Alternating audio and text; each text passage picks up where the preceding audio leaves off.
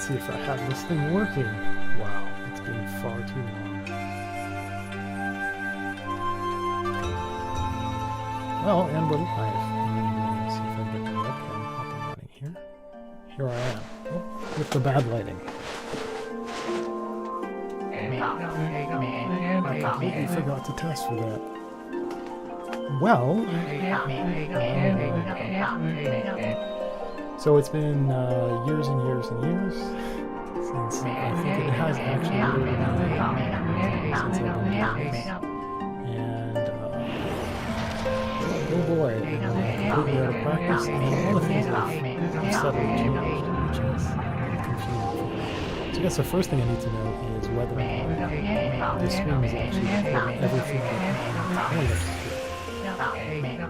okay, right now my voice isn't actually being recorded in the stream, so let's just double check that. Which is very odd. Is my view of my own stream actually mutated?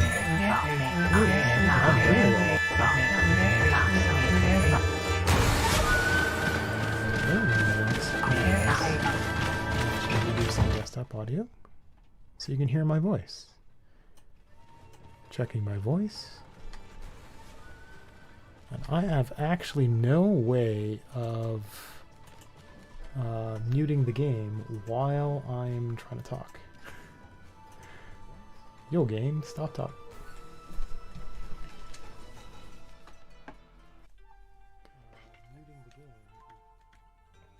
There we go. Let's see if I can get this working properly. Yeah, okay, so I'm not hearing the game. This is very strange. Yeah, okay, so I'm not hearing the game. This is very strange. Okay, it sounds like the game is being played. I'm actually going to reduce it so I can hear myself think. Yeah, I'm sorry, none of this was supposed to be live. But what you gonna do?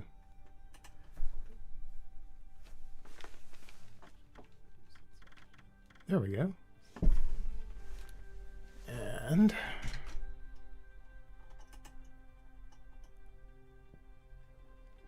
there we go.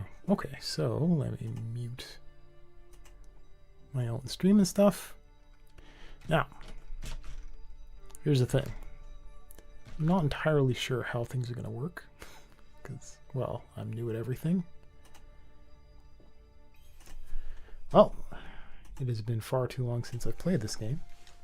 So I do have bunches of stuff I want to talk about while I'm actually doing the stream. So let's see if I can pull that off, because that would be rather I'm using for me. I guess the first thing to talk about is the fact that Minion is not here. So this is me doing everything on my own because he has demonstrated himself as he's demonstrated himself as being rather inconsistent. Inconsistency is one of the things that I would like to talk about at some significant length. To start with, today I am going to talk about those sorts of responsibilities, what I would just generically call obligations. And I'm going to talk a bit about the podcast and kind of where we came from. And obviously I'm going to be playing the game at the same time, so it's going to be rather distracted. I do have some interesting stuff regarding physicality that I want to talk about, as well as maybe I'll repeat it, although I don't know if I can think and repeat it at the same time as playing a game, but I might talk about quiet computing. Quiet computing is one of the more important things in my life. It has been for, like, do I say decades now? Right? Do I actually have the ability to capture... I can't use my mouse or keyboard at the same time as playing the game. Okay. So, I'm restreaming right now, and it's been a very, very long time since I've done any of this kind of stuff. And it's been a very long time since I played this game. And I've only ever played this game, well, this iteration of things. I've played this game for a very, very long time. So for people listening, this is Okami. Specifically, this is Okami HD. It's a re-release of a PlayStation 2 game for PC. It's available on Steam. And I was really pleased to learn that this came out in this way, because if I can actually remember how to do anything. An orange. Okay. And I was really pleased because I held on to a PlayStation 2 and even repurchased the game. And after I sold a previous copy of it. And I bought a spare PlayStation 2, and I even had all kinds of like video capture stuff and conversion stuff to make sure that I could get the game working on contemporary hardware, because attaching a PlayStation 2 to contemporary stuff is actually rather challenging. So for example, some of it's pretty obvious, right? Like you need the correct adapter to get the video output from a PlayStation 2 to a contemporary monitor, as opposed to an old-fashioned, well, a middle-fashioned TV. But if you wanted the best quality out of a PlayStation 2, what you want is to get one of the high-quality video cables. A lot of people don't know they even exist. And one of the features that it's going to have is S-Video out. And S-Video is it's a known format. It's a significant format. And if you want to display that stuff, your contemporary video equipment probably doesn't have anything that can use that, anything that can even adapt to that in any simple way. And in order to get S-Video working for a display, you need some sort of intermediary conversion box, like an actual separate thing. For a lot of video, really what it comes down to is swapping the pins around to make the adapter, to make the plugs fit together. And I actually don't have one quite on me, but I've got a number of them that do HDMI, DVI, and VGA adaptation between any of the formats. And some of them are built into the cable themselves, and some of them are just like a little dongle where you just plug one and then you plug in one long HDMI cable, and it's got HDMI at both ends. And you can do stuff like this, and your equipment will, it's electrically compatible, right? So you just adapt things. But for S-Video, that's not really true. So for the PlayStation 2, what I had was a separate little box that needed its own, sorry, merchant, that needed its own power and all this other kind of stuff. And it worked.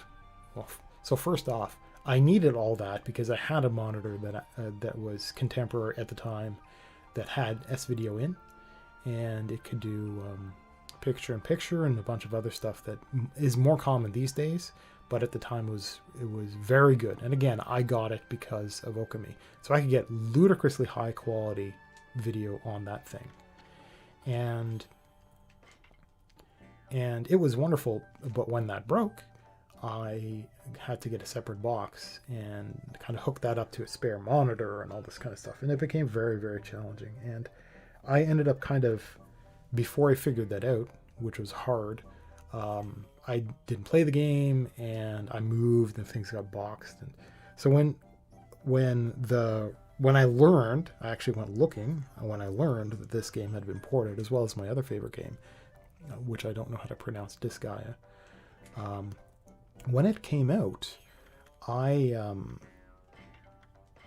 was ecstatic because I no longer needed to deal with any of that extra junk. And it was quite... But the thing is, I'm going to keep my PlayStation 2 and all the original stuff, and I don't even remember anything about this game. It's kind of embarrassing. Okay, so I don't want options. I know my map is over here. I don't know how to zoom out. Okay. And so I used this as a way to get into streaming, and there were a couple other projects that I had going, and they... Okay, so I've got my map. Oops. No, I didn't want to do that. And I used to do reading, and I would do zoom out. Oh, that's right. This maps over to proper PlayStation 2 controls. So I'm using the actual authentic from the PlayStation 2 controller, and I've got a USB adapter and the game Magic. I've got Disgaea has controller support. However, it doesn't work it works, but it maps all the buttons over to Xbox controller buttons, which are not in quite the same arrangement, and can make life very, very difficult. So it's hard to remember how to play the game and map over all the different controls. So I think I did go with the Xbox controller for that, just for simplicity, until muscle memory figured stuff out. And a couple of the controls were actually different for the port, which was really confusing. Specifically some camera angle shifts. But Okami maps over just perfect, and it looks great. And I think the original game isn't widescreen. I can't remember. But at least muscle memory for slashing stuff randomly works. Which is one of the most important skills. Okay, so... No, I never want to do that. Okay, so I want to talk about one of the most important things in life, which is having... It's something like consistency. So it's obligations. And having... Most people, they're pulled into obligations based on essentially biology, based on nature, which is you need to eat, you need to sleep, you need to drink, you need shelter, all Maslow's hierarchy of needs, right? And and people are driven by that, and it can be, but it's not motivating, not exactly, it's not fulfilling, it's kind of, it's wearying. And this doesn't have the mini game. Oh, I'm so upset. That actually bothers me so much. And so, do I know how to fight? I don't. Well, let's see what happens.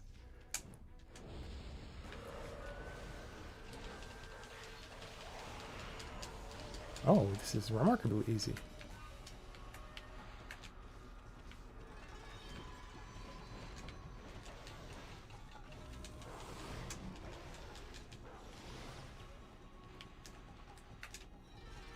Haha, I remember.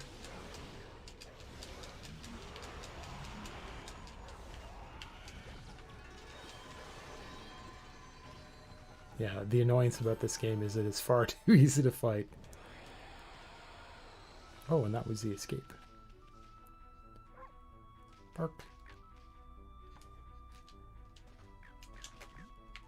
Haha, free, what is this? What creature is this? It's a fox. Free fox. And wait, what? I don't have to hold the control? Oh. And so obligations based on hierarchy of needs is actually really unfulfilling, really depressing. And I got to think about that because that's one of the problems that Minion faces. And for him to have been so demoralized that he can't wake up on time to do the podcast, a podcast he knew about the day before, the week before, the month before, how 38 episodes. This would have been the 38th episode. And so it's going to be my first on my own. And the fact that he couldn't be motivated to do that is an extremely serious problem. Now, that the obligation of doing something for somebody else is a little different than doing something for somebody else because you have to fulfill those needs. So for example, you have a job, therefore you have to get up, therefore you have to dress and clean yourself and all this kind of stuff. Those obligations aren't exactly leading to fulfillment. They're just leading to the necessities of employment in order to eat and not die. Now, women have their heads on straight by and large in comparison to the majority of men. Men will see employment much more directly as a kind of an asocial, so it's detached from people, as a thing that has to get done. And women will far more frequently see that as one of the elements in life that will where all the other choices they make will kind of accumulate towards something like purpose, or you could say happiness. So a lot of men will, like, employment is work. It's not meant to be fun. You go to work to work. It's not fulfilling as itself, and women make choices more often that have employment as fulfillment, which has less overtime and is less dangerous and stuff like that. And men will go after things just for the one blunt reason of making money, and that's all it's good for. And so that masculine perspective is somewhat, I mean, you can it's a fine argument to say that it's not healthy. That's fine. And that there is a perspective that you could take employment and just have it as a piece of a puzzle.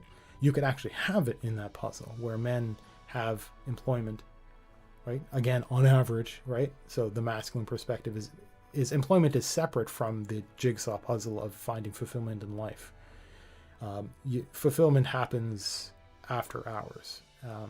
It happens on the weekends. It happens, this kind of stuff. Whereas there's some greater view that, everyone that I've known, can I make a bomb here and blow up this pile of leaves? Not if the moon gets in the way. That's going to make no sense in audio.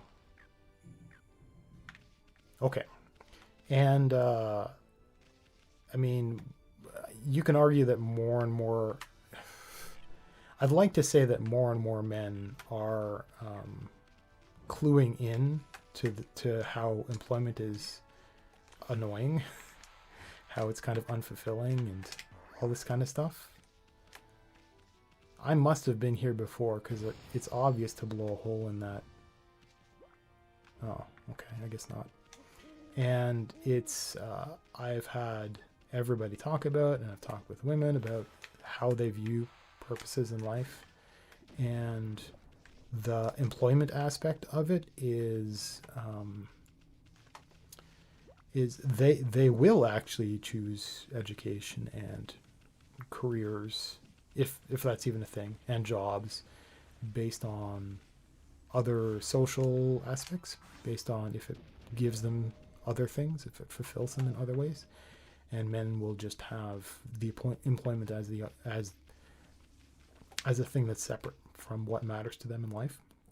And you can really see this sort of thing happen when a person starts a family, would be the phrase, right? So when a woman becomes a mom, her view on employment does not include a whole lot of overtime.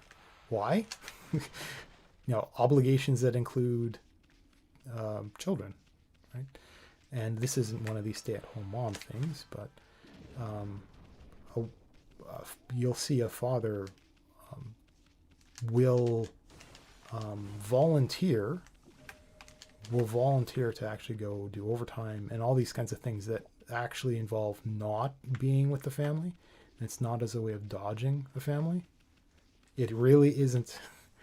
It's his way of contributing to the endeavor is to make the sacrifice of staying away. But this stuff is all obvious to somebody that's actually been alive for a little bit of time. This is not exactly something that is told in school and all this kind of crap. A person might have to discover this the hard way these days. At any rate, so that's about obligations. Employment is a certain kind of obligation. That's not what I want to talk about. If this is for example, for this podcast, it's a hobby obligation.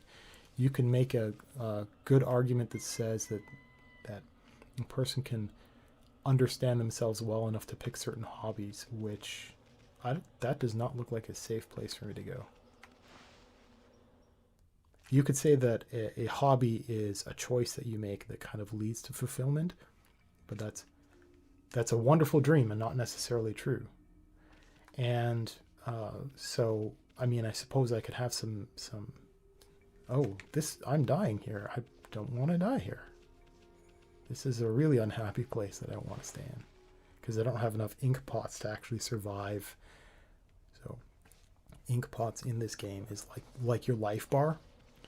And so it's bleeding out in that space because it's all cursed and haunted and stuff. And whoa, there's a dodge. Oh, I forgot about this. I even forget about that in the real game, just because there's no point in dodging. And so a hobby may or may not be fulfilling in the same way as a person. Is that a monkey? Hello, monkey. Are you all? You're all happy to see me? Hey, a free monkey. I'll just take you to these bad guys over here. And so, I mean, there's some self-examination to be made about whether or not well, I don't know what to do with that. I wish I could just teleport back to the beginning. Not exactly start over, but I can't remember how to play. I have done this part already.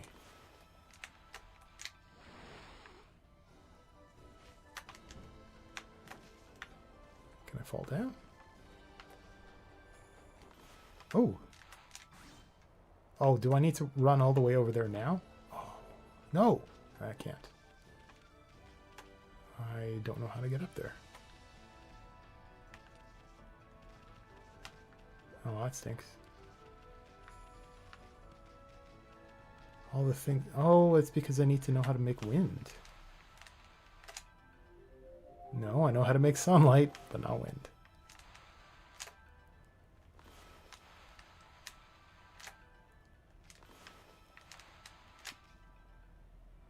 Okay, so I don't know how to make wind yet. I don't know how to pass gas. So, for what was I talking about? I was talking about obligations. So a hobby may or may not be actually fulfilling, but you can have obligations in that they'll make you get up in the morning, they'll motivate, etc. Now, hopefully that motivation does lead to something wonderful way down the road that you've been working on. Have I gone down here before?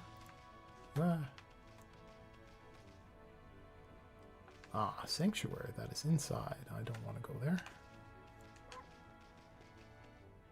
Hello, horse. Have I fed you? I have. So, for this podcast, it is an opportunity to find some sort of obligation that has a schedule, and the schedule will have certain requirements, very similar to employment. So, It would involve getting up at a certain time. I have a checklist, which I haven't actually talked about in a long time. There's the obvious presentation for a camera and setting up the room and stuff like this. In order to make the stream possible, I had to go through quite a lot of madness. And unfortunately, I broke part of my streaming setup really heavily. And I actually don't know exactly how it happened. OBS Studio, which is what I'm using for doing my streaming, and in this case it's restreaming. Hello to everybody in Periscope. How are you doing? And the challenge that was involved with all of these different things. I'm not allowed in there yet. Big drawbridge.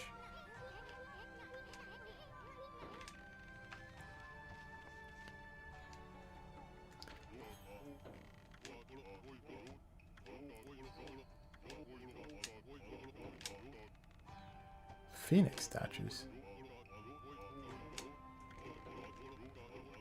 Uh-oh. Okay. I do not remember this. Okay, so the Phoenix statues need to be lit on fire. You are suspicious patch of flowers. Nope. Okay, so it's possible to invent a hobby, just pick anything at all, because if a person doesn't have any obligations, a lot of things just kind of erode. Time passes, a person can't. And you can say something mean like, oh, I wonder if I can take the fire from there to the statue. I do not know how to do that yet. I don't know how to get anywhere, and I need a better map.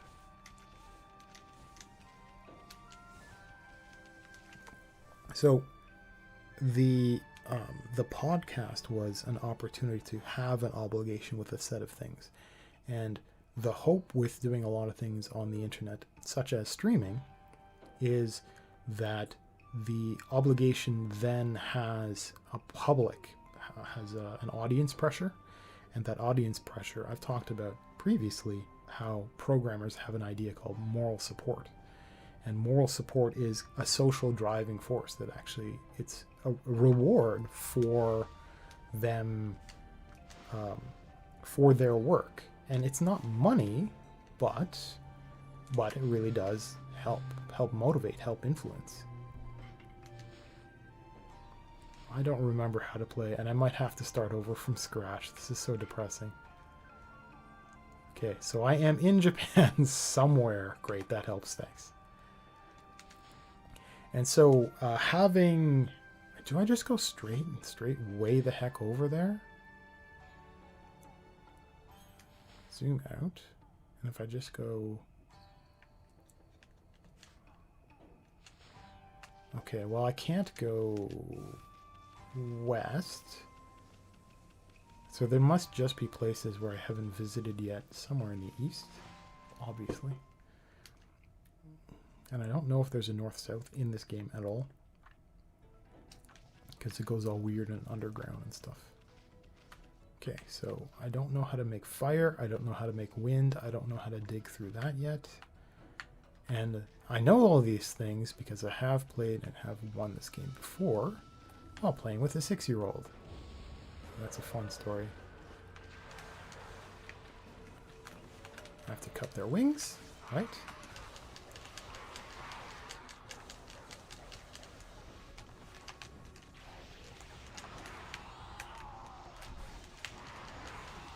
Ooh, a demon claw, or a tooth, or whatever these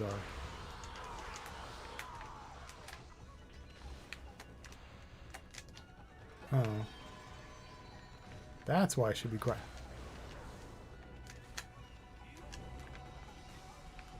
And this guy drums, and I'm supposed to jump over him and confuse him.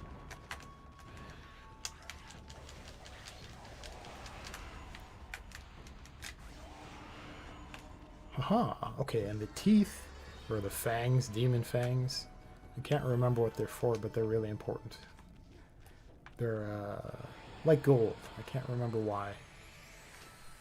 Okay, so I haven't quite been here before? Or at least not during the day, I guess. Hello, dear.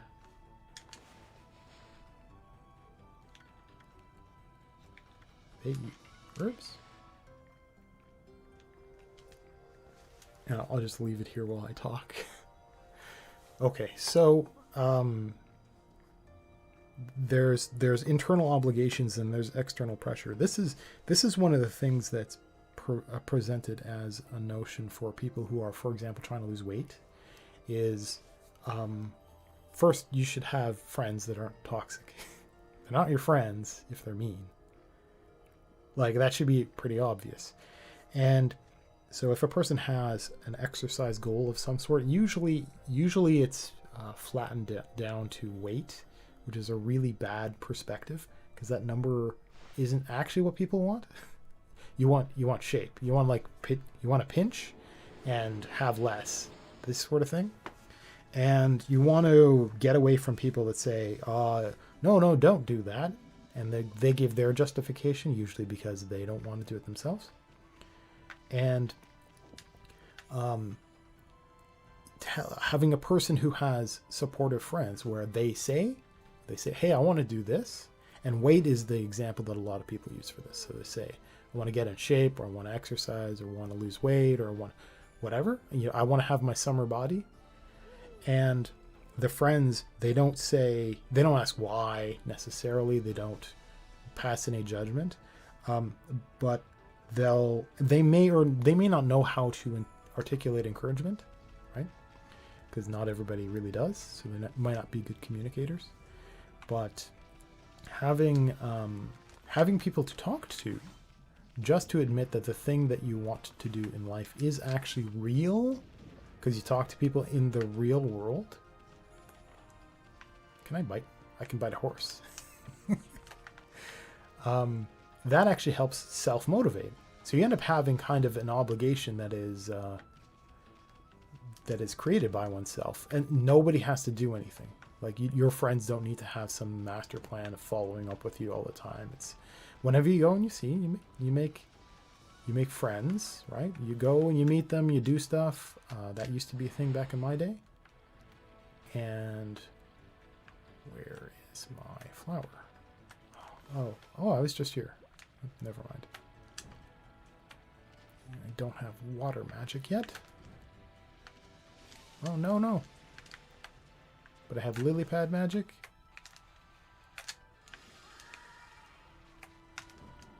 Nope, I want the sun up.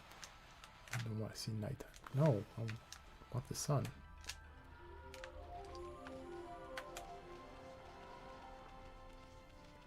I don't know how to jump that wall yet. I don't understand these walls.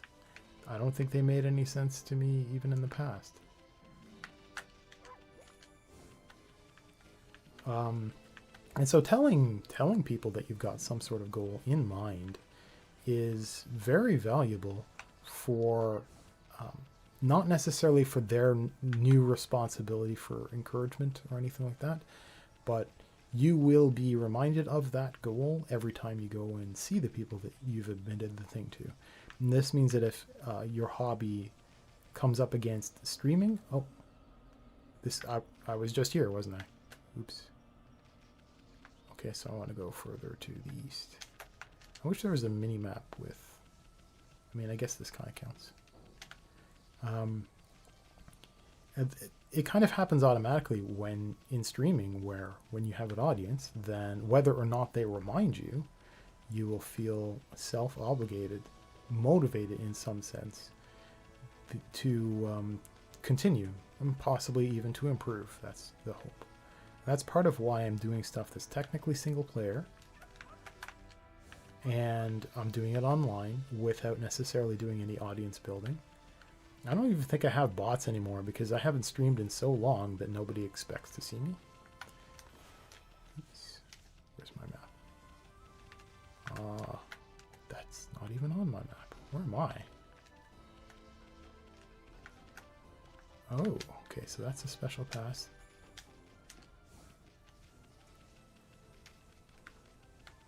This is the south. Oh, this is inside. I can't remember this place. Oh, I haven't fed you?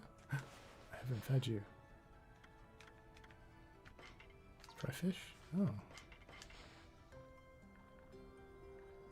They ate fish. That's silly.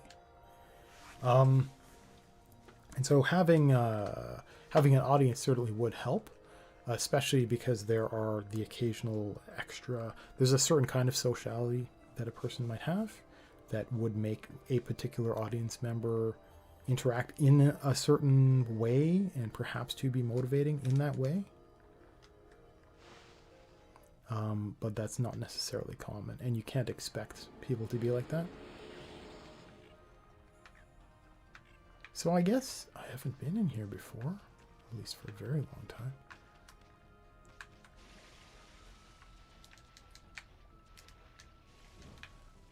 And I know there's a pearl there, but I can't remember what to do.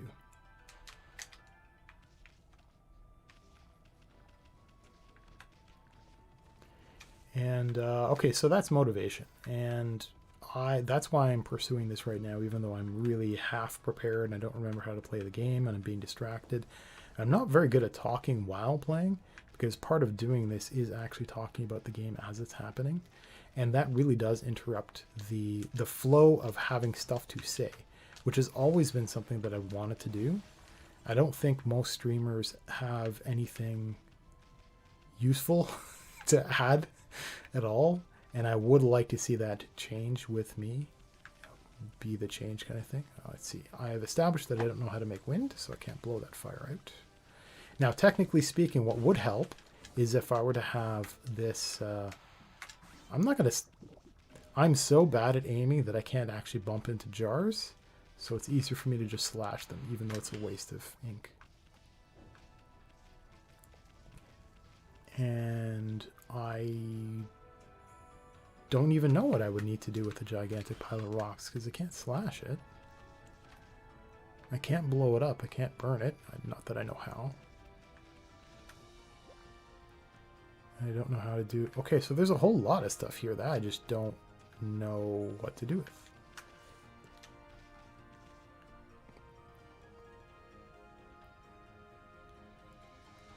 Huh. Okay, so there's a tree over there. Did I do that tree?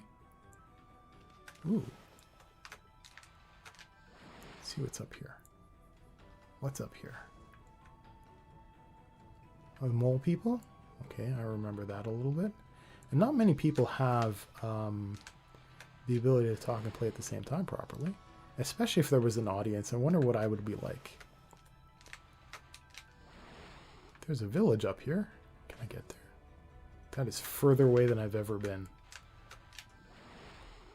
I'm gonna have to, I don't even know how long I can stay up on these pads to regenerate ink. Oh, that's stuff. Oh, crap, how do I use items? Oh, I just wait. Okay, I'm good, I'm good.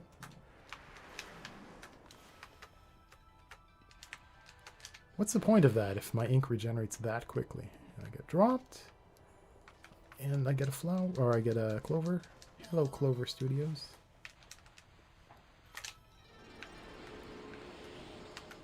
Oh man, I got 3. Or 4. That's really weird.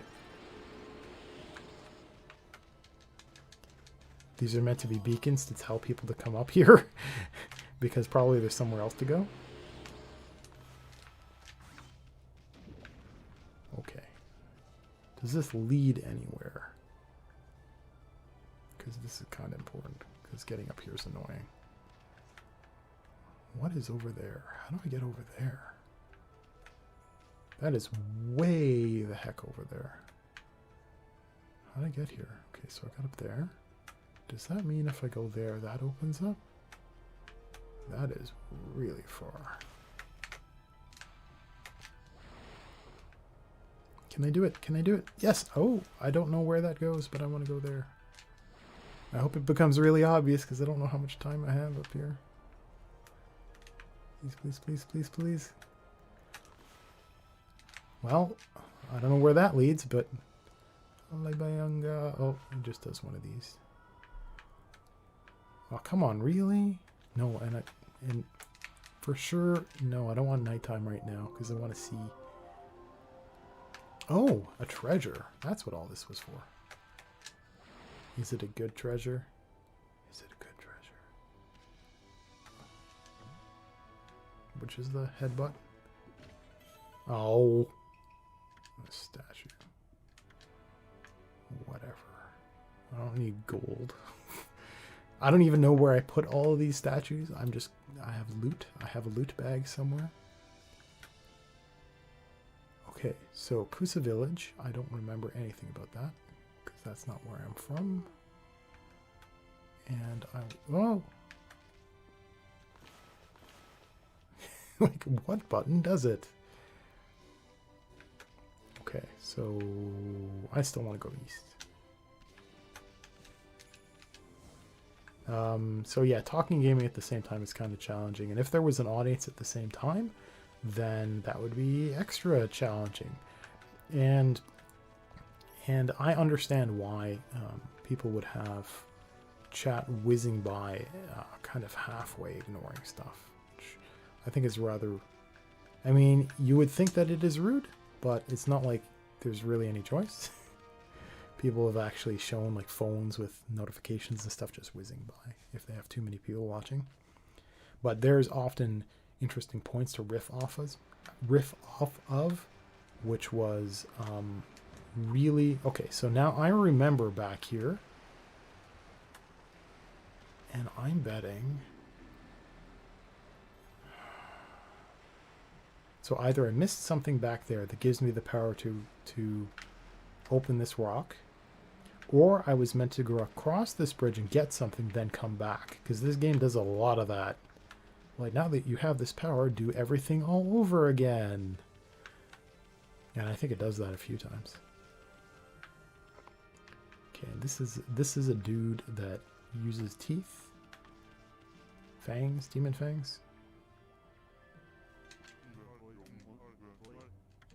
Chalky.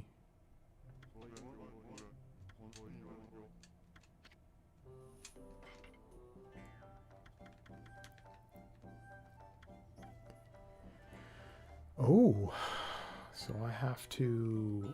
Oh, man. Make a cash offering and sleep on this mat. Okay, so I want 50 fangs. I want to grind for fangs. Increases godhood by 1 level. Increases godhood to max. I don't remember what that is.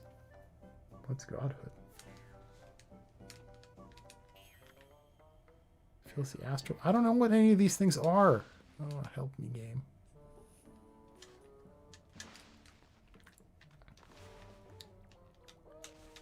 Okay. This button.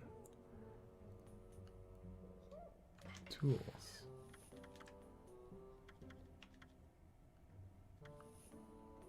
Oh, I need to use... Okay, so I don't want to go to Kusa Village. I'm going to go somewhere else to deliver that windmill to somebody for some reason that I can't remember. Okay, solar energy, ink pot, astral pouch. Say, oh, okay, so the astral pouch is an extra life. Oh, okay. I can't remember any of this stuff. So is that full? Am I at full? No, I would have to. So I don't need to earn, I don't need a bigger pouch. I do need to fill this, don't I? Do I need to? I guess it doesn't matter. Oh, good. I'm absolutely going to have to take some time and actually look through this because I can't remember anything. Okay. Let me move on to something else. So, so working with Minion has been an extremely challenging ordeal, really, because the stuff that would take him weeks would take me an afternoon. And I don't know that I can say that it's because I'm smart or anything. I think he just doesn't care. I think motivation is something that's very different for him. And I'm not a... It sounds weird, but I can motivationally speak into the void, but not necessarily direct that at an individual. And at the same time, maybe what I've said in the past just doesn't map over to him properly. So I've talked about eating your own dog food, and I've listened to my own stuff, and a lot of what I say is motivating from my perspective and ends up being very nice for me to listen to, and maybe it just doesn't get received by him. And that's a concern that I have. I really deeply understand that there are people that will receive things differently and have their own perspective or needs or something. I don't think really humans have come to terms with the notion that there are different sorts of people, and that what works for them, it is inevitable that it won't work for some other person or persons out there, and it isn't necessarily knowable. If you even find somebody that is like that, it could be anything else. It could be you don't understand something well yourself, you're not very good at conveying it, it's not being received very well because the person's not a good listener, it's not being understood very well, it's not being applied very well, the circumstances are what the circumstances are, and all you have to do is swap out the person in there, and it's just a different sort of person that listens differently, or that, right, it's some sort of alienness happens between the speaker and the listener. And so me creating something that might be motivating for some particular individual, I'm projecting what I myself would be comfortable listening to, and that might not be received effectively for the next person. And even if it were, they may not be able to apply it in their particular life. So all the stuff that I might be able to provide for Minion might be ineffective because it would be effective for me and not for him for some reason. That's the perspective I have, but it appears that he's just unmotivated and uncaring, and that this is a very long time thing. I think it's that and a combination of, I mean, I unironically call him Minion, but he's not that useful. So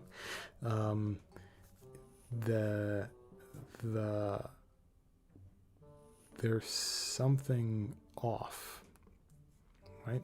It's hard to talk about, and I can't tell if that's the alienness between me knowing me and me knowing another person, or something's busted or something. I don't know. So I attempted to have a plan where I would just sit down and like work with him on stuff until we get into shape. And I don't know if motivation would happen in there somewhere, hopefully. And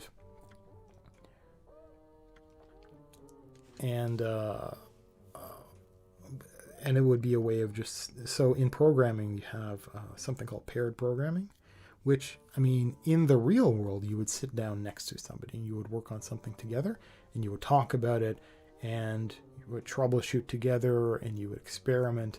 And it's not meant to be team bonding or anything like that, but it is meant to have two heads working on a problem. And when you've got somebody who is more expert helping somebody who is less expert, and they're working on a problem together, and they can kind of talk about what's going on in their heads as they're working together, the junior programmer can bring up stuff immediately, and the senior programmer can explain or elaborate certain stuff on the spot. And this is very different from the notion of taking something, working on a project, getting stuck, and then presenting it to somebody, and then sitting down with them and talking to them. It's live, and it is not an instructor sort of situation. It is a cooperation with a kind of a gulf of limitation, so that the junior person really does need to constantly ask for help. It is really all about that person and learning.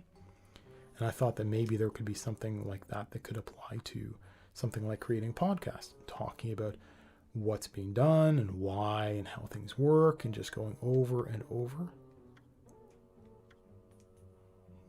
Okay, bloom, I know that. Cherry Bomb, I know that. Yep. Rejuvenation is almost never used. Silly game. Like, I think it was used twice. Where something once existed. Oh, I didn't know I can. Oh. And sunrise. Okay. And a bunch of stuff I don't know. Oh man, a lot of stuff I don't know.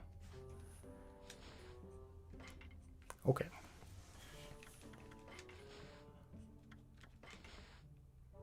Oh, I guess this tiger statue was new, which is nice for filling out this thing.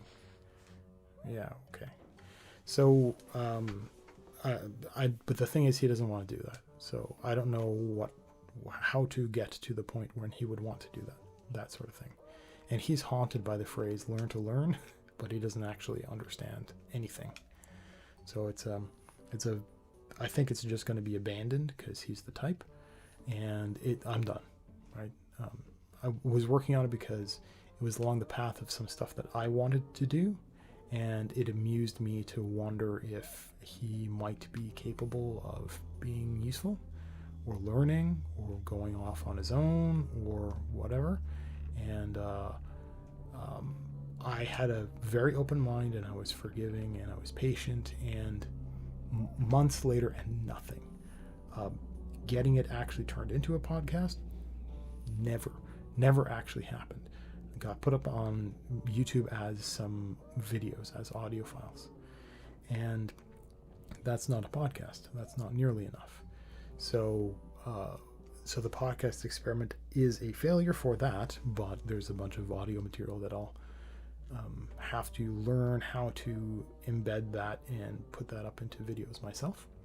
And my next challenge will be to take something like this and do editing such that I can make it better for YouTube.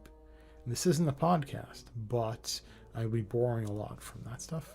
I'm also going to be able to do all of the wonderful audio engineering that I've gone on over and over to talk about a lot of the technical challenges for doing that stuff. I've learned some skills there. So if I just keep the momentum of having had all that effort, that scheduling, that all this kind of stuff, and just bring it back into all the stuff that I had been doing before and just improving it.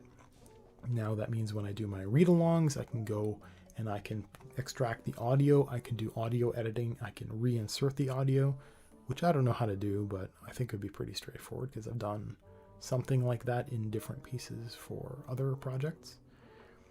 I know how to do the audio engineering stuff now, so I can improve all the audio after the fact. I know I've got better equipment now, things like this. I mean, I think this camera is even different from when I used to do stuff. So I can move on having improved, and so it hasn't been a waste of time. I have tried, I have provided, and it's the old, if you can bring a horse to water, but you can't make it drink, which I play the original game never even knowing how to run away from fights.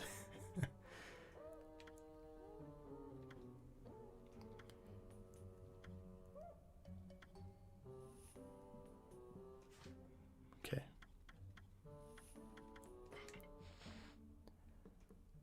Gold dust.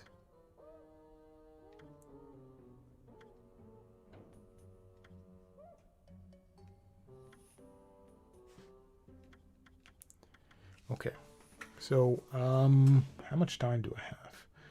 Okay, technically speaking, I should be on a break coming up. I can't remember, so I'm going to do 50-10.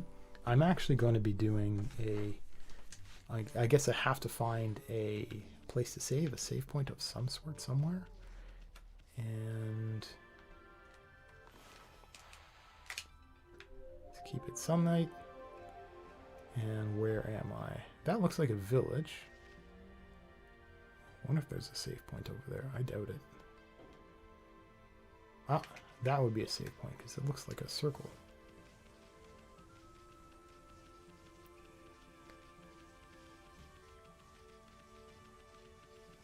Wait, no, what? Hey.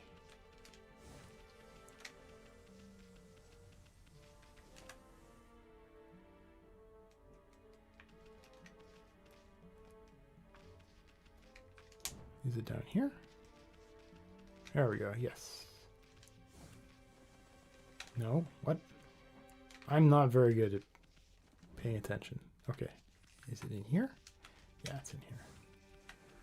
I'm gonna grab the save point. I don't know what to do about that water.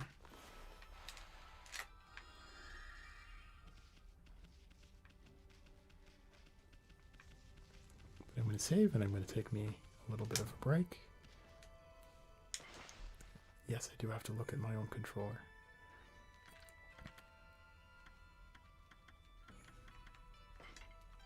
So this is save point 19. I don't know if I should be recording this. I've just been making more and more save points as I play along. Maybe I can take a note in this kind of stuff. And what this lets me do is this lets me exit so that people that come along later. Oh. No. Return to title. That's what I want.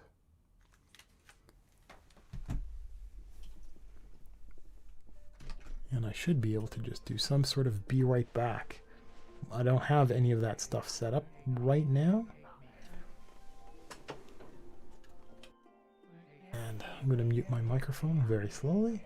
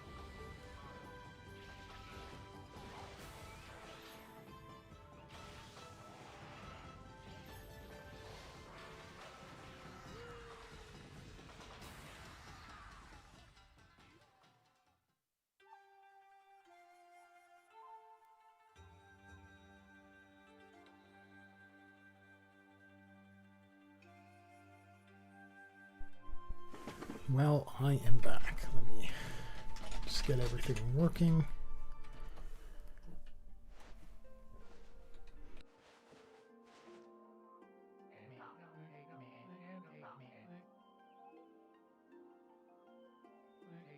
Well, hello.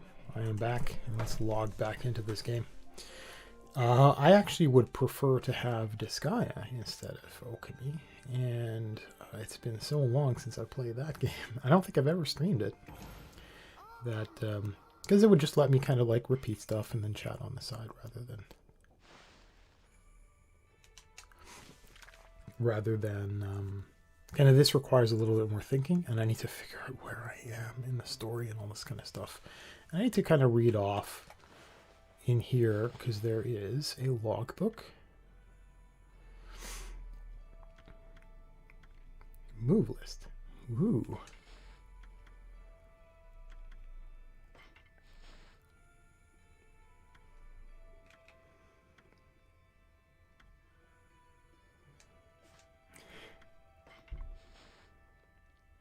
Yeah, rosaries are overpowered. But you can't parry, so no.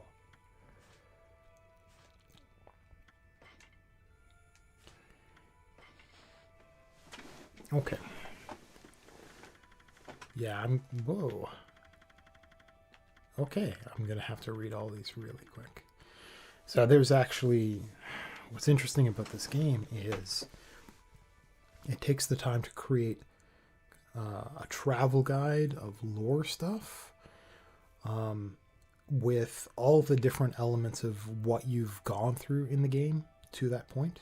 So all of the things you've seen, you've done, the things you've faced, the things you've learned. And I have wondered how useful it actually is for me to have spent a bunch of time away and then to come back and kind of be reminded of everything, because I have more or less a fresh mind for a lot of things. And so it remains to be seen whether or not this is going to be useful at all. I do want to take a couple of notes of things that I have completely forgotten about in terms of, like, there are some improvements that I need to make to this show. And so I'm going to clickety-clack and have to edit a few things out from the editing. So scene changes. And timers, which is something that existed from the old podcast. Is somebody trying to get a hold of me?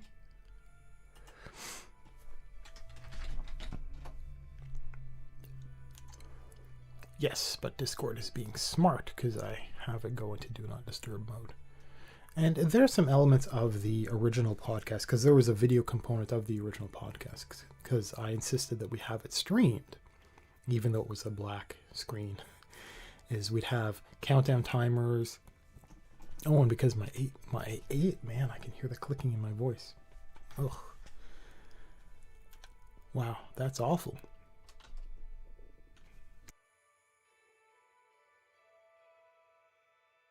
So there were countdown timers for segments. There was countdown timers for the show.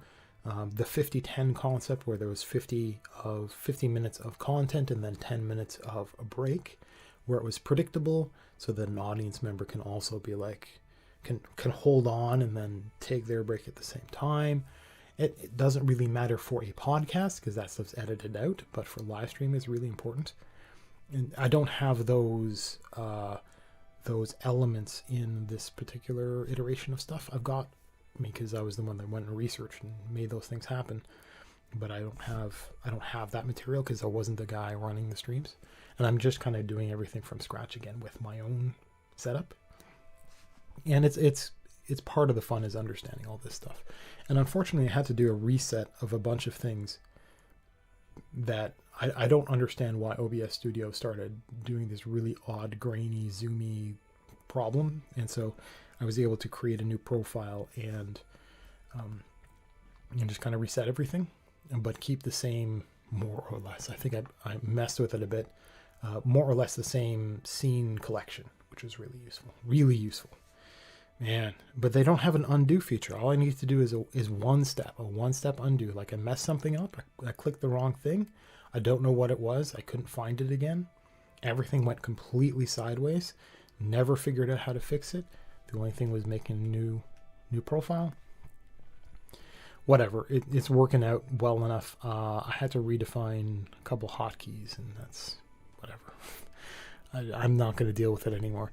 But now I know that so I will go into when I'm in the optimization mode. So there's the 80-20, where 80% is you just using the skills you have, accomplishing the goals you've already set out.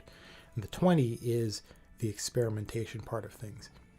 And the thing is, the experimentation part of things, when you're experimenting with something that still works, the very first thing you need to do is back up what you've got, so that during your experimentation you can go wild and you can break things, because you're exploring the boundaries of what you understand and what you've done before.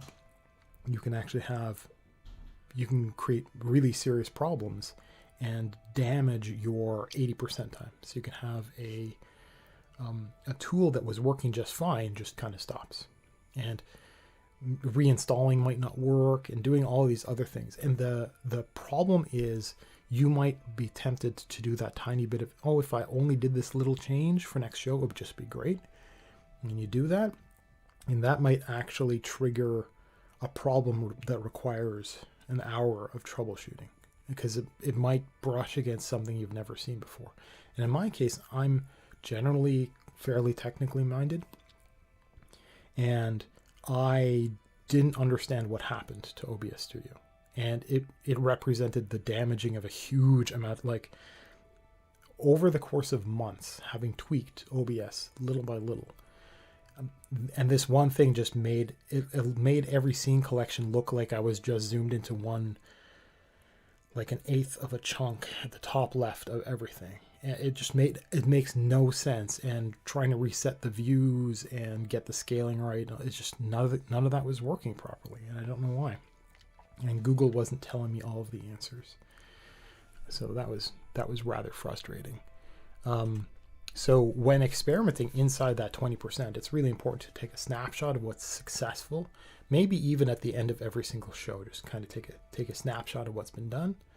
And that way, when experimenting, if something doesn't work out, you can roll back to the last successful, in my case, the last successful use of OBS Studio. And what I did that for the audio engineering stuff that I had been playing with. I took notes.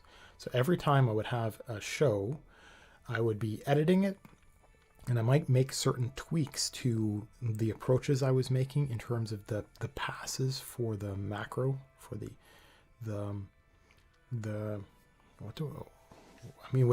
I can't bring it up without starting Audacity, if I can remember.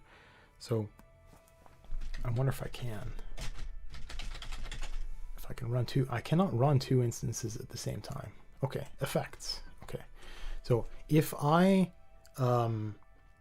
change what effects I'm using, in what order or what settings for a particular effect, I would record what those are.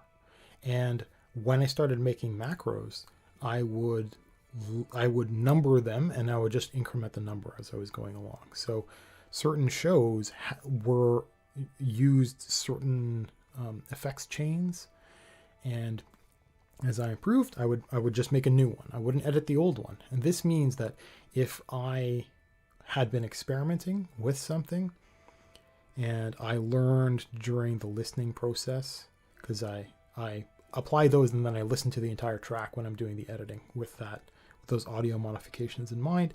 And I now have the ability, I'm not very good with it yet, to go back and kind of like roll back the changes that I had made while I'm doing the editing, so that I can take what's called the dry or the unmodified source, the audio, and pull it back down into my working track, the wet track, and make the audio modifications different next time. But if for some reason I learned that the audio was wrong, and that's never happened yet, but it might, I can actually roll back to the previous successful use of my macro chain. And understanding backups and understanding how to recover from stuff is really remarkably hard to keep in your head. I'm an archivist and I understand backups really deeply well, and I will constantly get hit by things I just never really quite thought of, because while you're working on something, you never quite realize that you might make one misstep that would break everything, and that it would be nigh unrecoverable. It's so strange to have that kind of thing be real. Okay, so I will play the game some more, actually. I do have other stuff that I want to talk about. I need to change this game to make it in windowed mode, I think, so that I can use my mouse and my text file, and I'm going to make a note of that right now.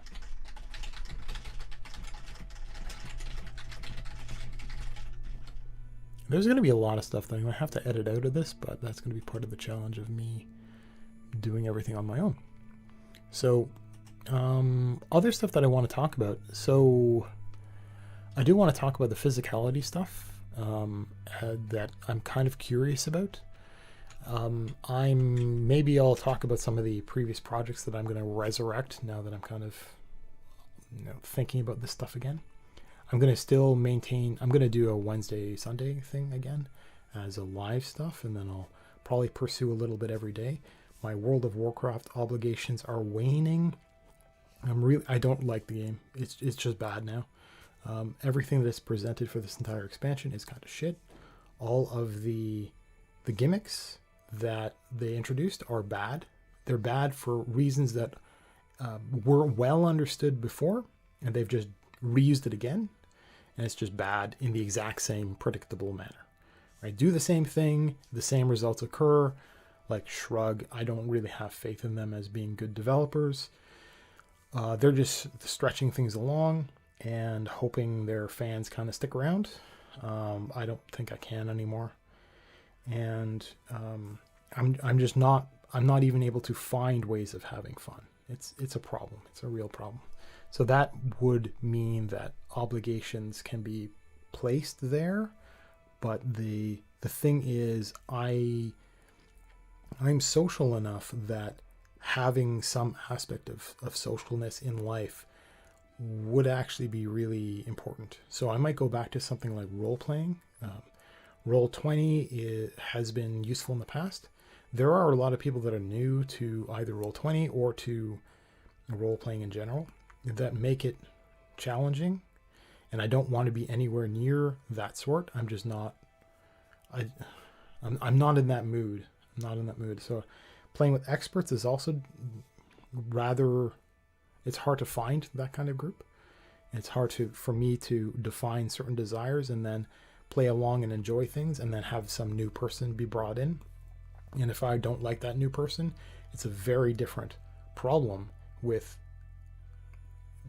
wanting to enter into a group and not liking somebody and just saying, okay, well, no, this isn't for me. And being with a bunch of people that you like, and then having a new person introduced and going, that person's not for me, but you can't really leave because you've accomplished however much. And so it becomes a problem. And often the membership of a group is determined by there's like a group owner. Usually it's like the game master is the actual person that sets things up, but not necessarily. In all of my experiences, it has been. And so that person will make that choice and will bring in that stranger. And there's not a whole lot of communication in terms of whether or not the rest of the group approves of that person. And so there are some challenging things, and that socialness might actually be appropriate. For example, Dungeons and Dragons and streaming has quote unquote become popular, like for some reason. And there's a bunch of people that will actually watch those streams. And it's kind of comical because, I hate looking at stuff and going, I could do that. It's like, okay, well, easier said than done, but I'm probably a better player than most. I'm probably a better GM than almost all. And So maybe I'll get into and look into that as my replacement for the socialness of doing, say, raiding for something like World of Warcraft. Maybe I'll think about that. We'll see. Maybe I'll wait until the first major patch of content and then make that decision. So in World of Warcraft, you've got the story arc of that particular expansion is you pay a lot of money you pay the AAA cost for just an expansion to an existing game. And then you pay a monthly fee. And that monthly fee is crazy. It's a huge amount. And so you play with a bunch of content that comes out. Sometimes it's time gated. And you play through it. And at some point, Blizzard will announce a new patch. And it's a major patch. It's a content patch, which is they release new content. And it is content in the context of that expansion. So it doesn't require a new purchase. It just comes. And it will introduce new, who knows, right? Usually new raids and dungeons maybe and some other stuff to do. And it tends to obsolete the previous content in that expansion. It's just more powerful gear that's attainable. And they might create catch-up mechanics so that if you're bringing in a new player or a new character into the expansion, you can kind of skip past that earlier stuff to get to the latest and greatest end stuff. And the entire end game rush is a real problem for the game. That Blizzard they're dumb. They're really dumb. And this might happen a number of times throughout the life of an expansion. And the thing is, when you've done the raiding through the first content, the first raids, the first group stuff, and getting the gear and learning the fights and all this kind of stuff, the next set of raids, you're pretty well geared for and can actually enter into them like right away.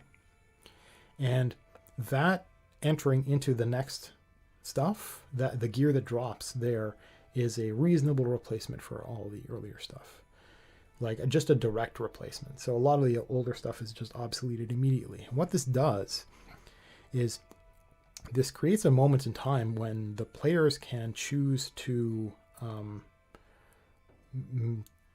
change characters, right? And there's no feeling like, well, if in the middle of a patch, in the middle of progressing through a raid, a character leaves, it's almost as though that character's taken all the gear that they have earned with them, right? And that pool of equipment is removed from the pool of participants in any particular fight, right? So, but if that happens at the end, then it's okay, because that it's kind of like starting from scratch each time a new raid comes out. And so I might wait until the end of this content to just say goodbye and leave, because paying a monthly fee for something is preposterous. And I've got other games that I'm looking at, and I might just stream a whole lot of that stuff, and I might get into D&D again. Who knows? I was kind of curious to see what would happen with something like Dungeons & Dragons version 6 or something like this. Or I might get into Pathfinder, or who knows? I might find people that are streaming and then just prove myself and get into streaming that way. I have a gurgly stomach. I don't know if you can actually hear that on mic. It's kind of awful. Well, that's one thing to improve upon for next time, is make sure I don't snack. Make sure I'm well fed well ahead of time, and then just fast through the show. Anyhow, so I guess I have to read through all these travel tips. Okay, and I'm not going to read them aloud like I used to. Okay, so yes, destroying stuff. What? I didn't know I could tackle dash.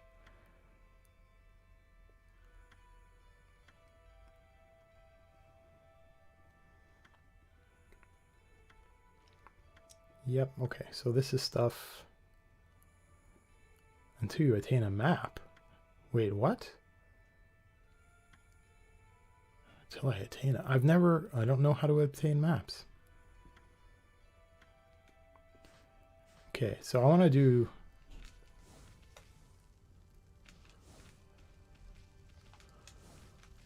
Because I know I can...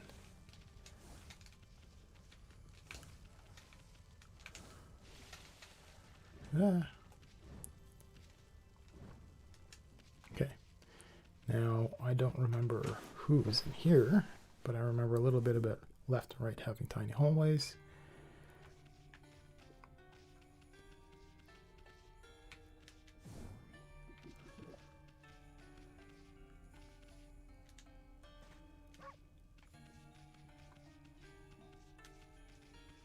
See, my memory's not so bad.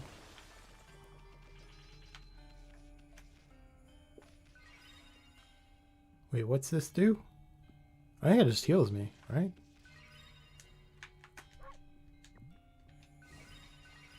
Okay, I guess. Maybe that was the point. Gong.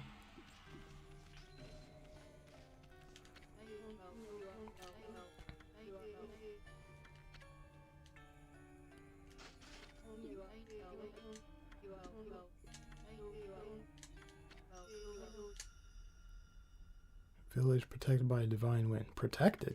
Okay. 8 spirits. Okay, so that's the poisoned area. Oh. So that's the, that's that village that's poisoned, and then I have to learn how to use wind. I think if I go there, I can just figure it out. But I need to get more, and then I can come back here. Okay, and if I go there and I learned wind, I can blow a bunch of stuff. If I can... Oops, this one. And where was it? Oh, it's over here. Dude with the sign. Oh. Okay, and then back up here.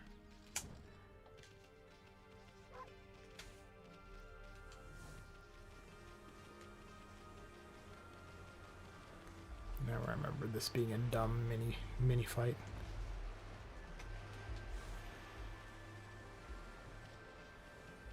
And what was this? Oh.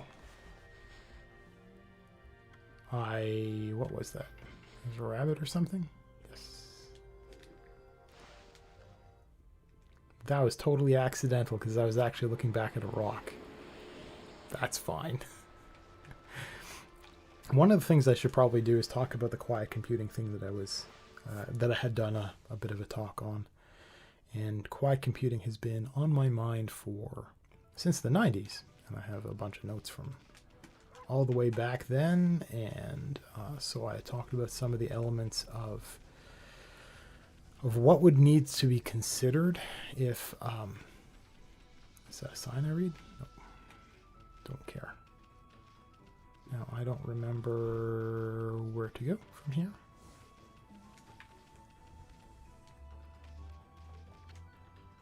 To the famous tree. I don't want to go there. Oops. Sorry, sign.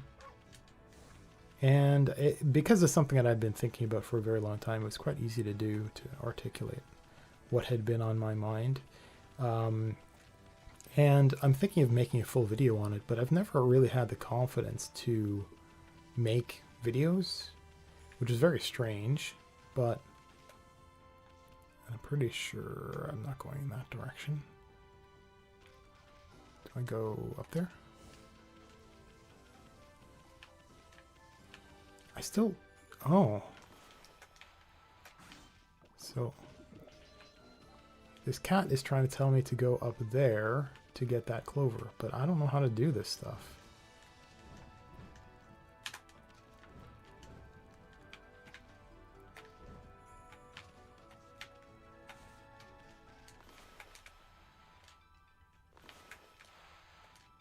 Can't even interact with it. Man, I'm gonna have to look that nonsense up, aren't I? That's so depressing. I want to kind of figure everything else.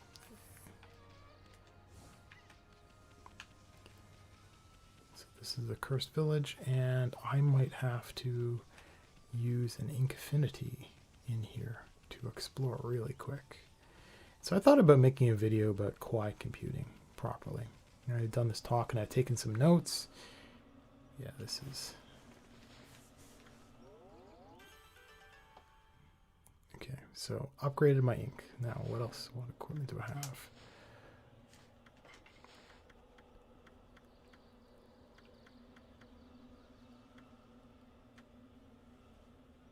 What? Okay, so 3. And what do I have that actually just gives me ink?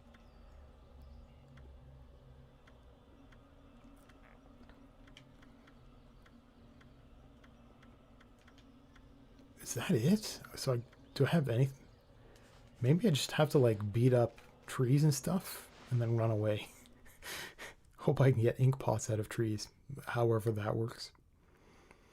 And so I thought about a bunch of the elements from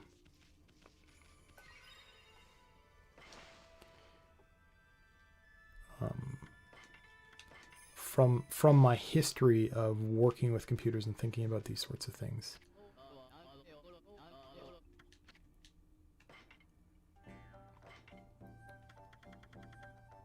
Aha, they do sell them. Okay.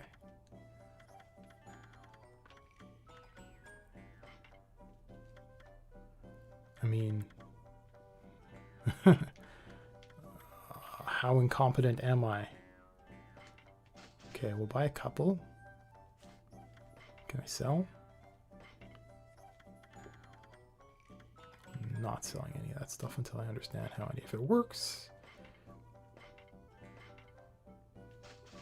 And yes, treasures aren't useful for anything at all in this game.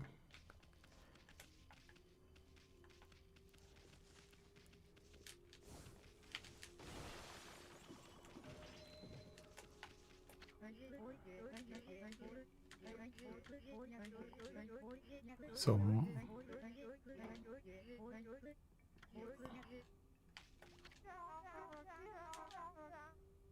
okay, so I need to kill a monster and get a wind?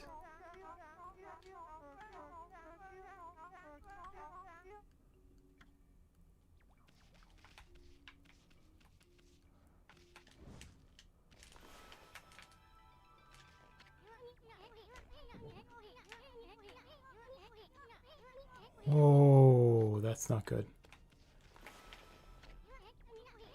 Yeah, I'm not... I just pressed the wrong button. Attack a pass. A little couple there.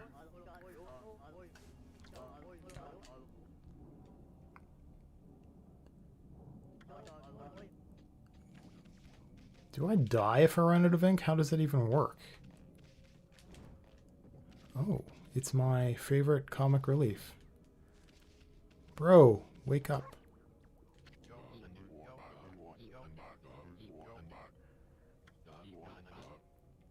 Crimson something or other.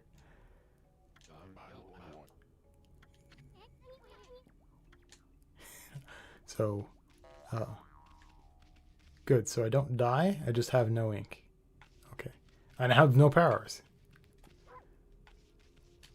Can I still dash? Okay.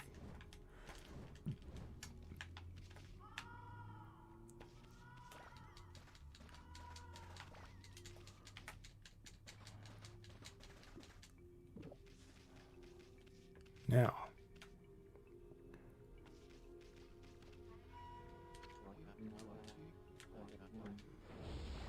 Oh, what?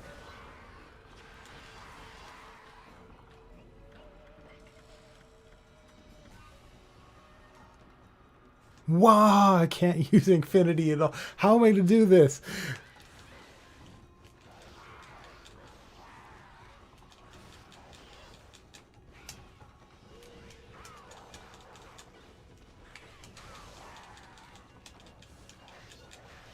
Hard mode.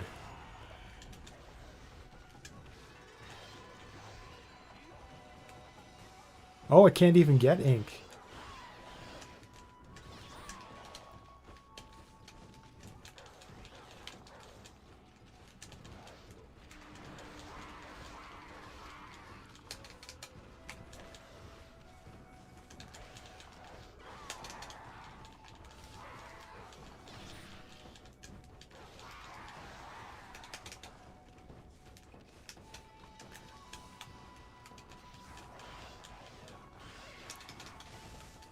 Haha! I dodged.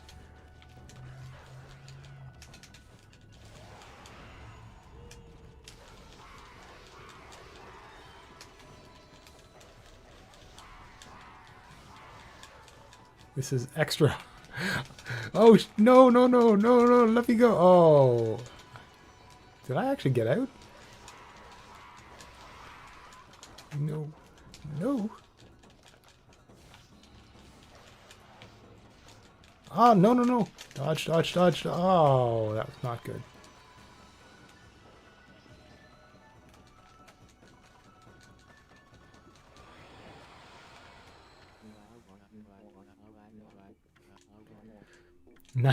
Thanks, 91 seconds. At least I didn't die.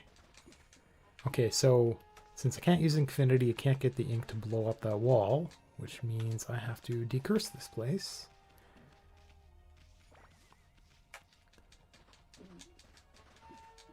What's the point of me doing this? It just gives me... What is that, health? Ah, don't want to randomly jump down there. I can't do anything about that. So we'll jump down to... And I can't do anything about that. So I get a clover as a... How did I get up here? Okay, so that's Serrano.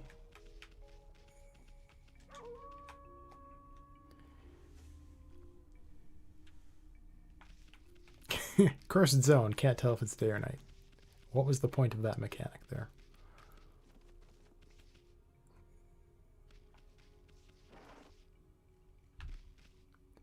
Okay. Weird magic bamboo. Oh, I missed the minigame.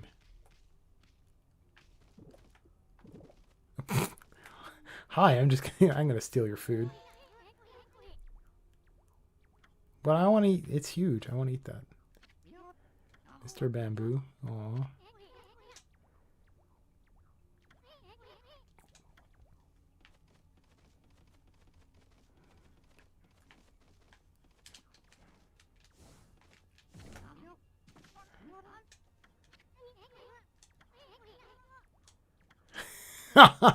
I'm sorry.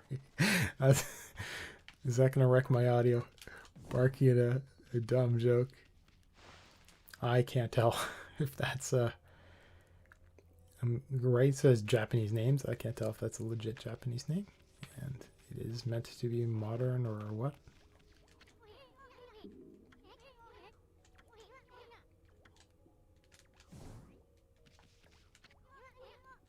Okay, well... So I guess I can't slash it. So what was the point of all this? Why am I here? So I can't go back here until I get my powers. Is there something down here or do I die? Man, this place is creepy at night. I think it's night. Okay, so that is the... That's the windmill that's supposed to be blowing for all of this. I can't use any of those flowers because I have no ink.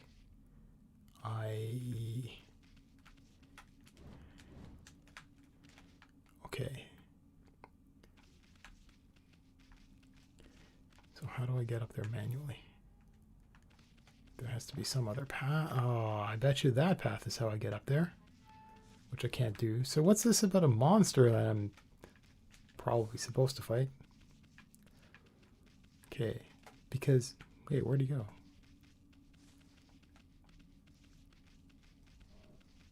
What the? I thought he was sleeping over here. Okay. I don't know where he went. But at least I can wander freely. Maybe talk to some people.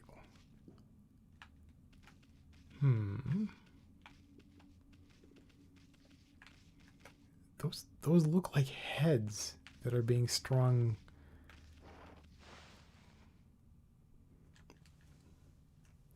I actually have, I guess you might call them beef jerky.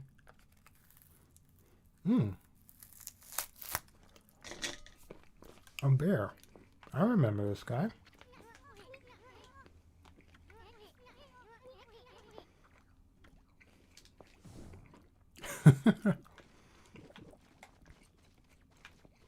Give me the orange.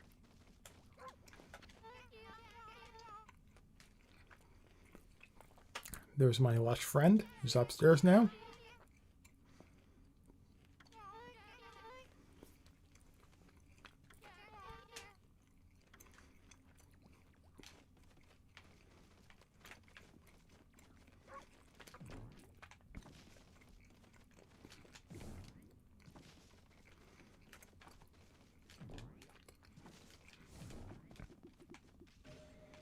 Yeah, well, having ink pots doesn't really matter.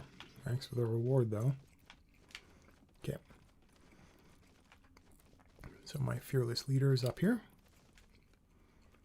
Somewhere. Hi, can I come in? Hey.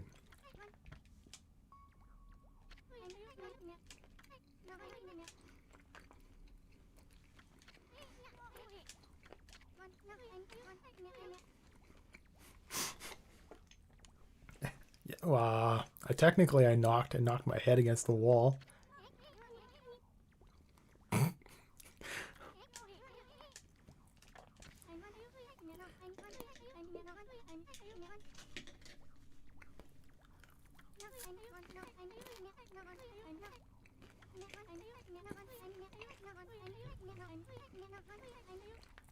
Does she have a weapon or something?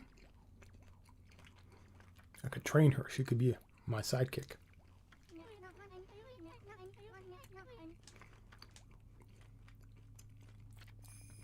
I bet you she's got.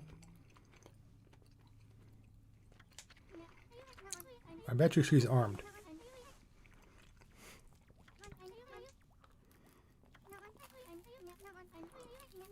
Hmm.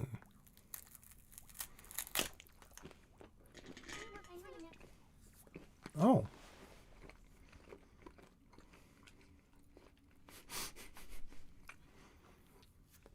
Oh, fish guys. Okay.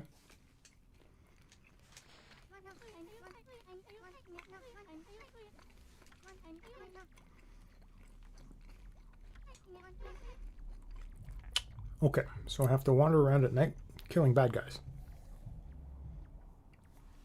Or being ambushed by bad guys? I can't remember how it works.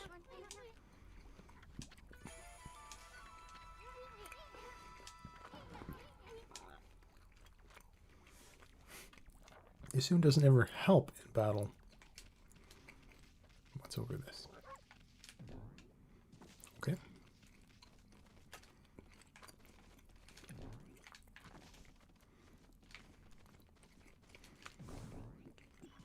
There you are, lazy lush. Are you drunk?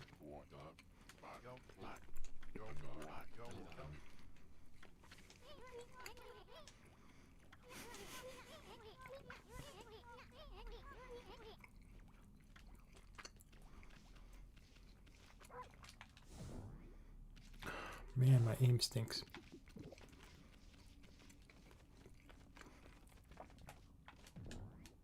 Why is there a door there? Where does that go? Okay, so I have a contract.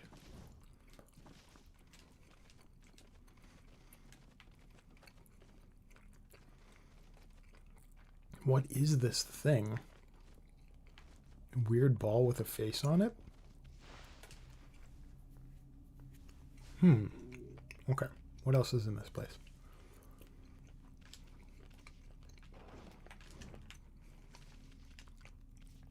Do I have a well?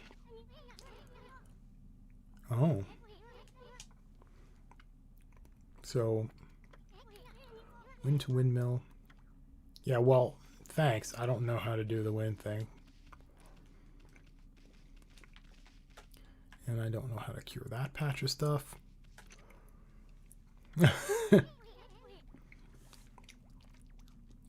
What kid? There's a kid somewhere here. Let's find a kid.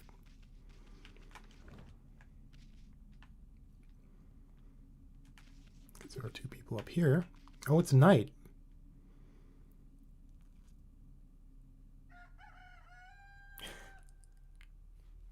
That solves that.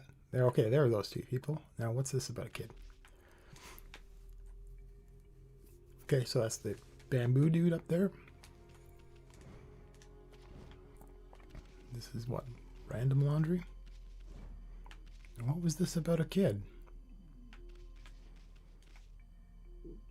Ah.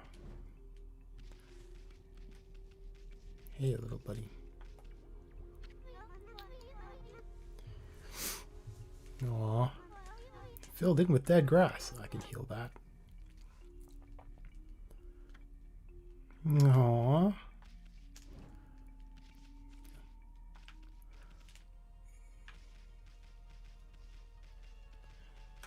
Can I go up there? Second floor? Okay. I think this is the only place I can go. And I can't go up there because I don't have a flower. I can't jump, I think.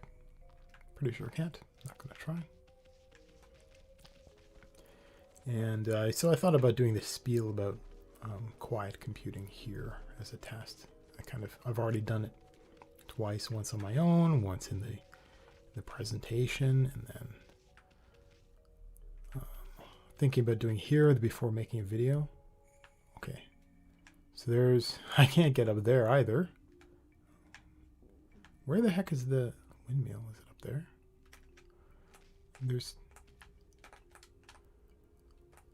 I can't remember. There's some free camera mode.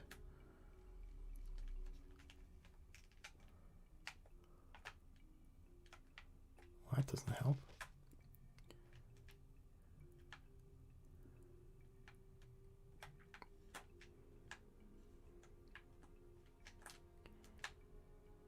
Okay, well, at any rate. So I don't think going over there does anything right now.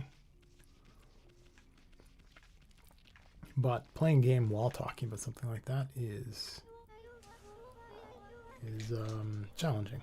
And I'm not sure how I could edit it to actually make it sensible, even though this is only going to be audio. So what you going to do? Maybe I'll just throw this away because it's practice.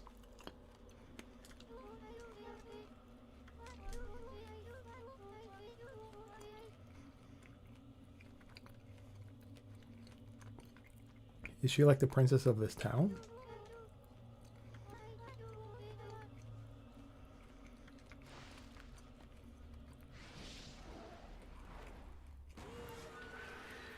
Uh-oh. Whatever that is. I'm not skipping this. Do I get to learn about him before I fight him? Maybe. Oh.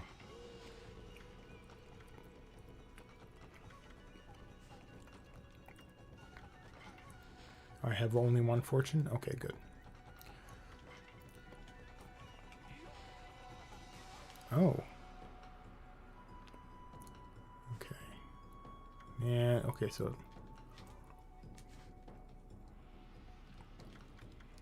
Bestiary. Nope, this new guy's not listed. Well, this is going to be a problem, isn't it?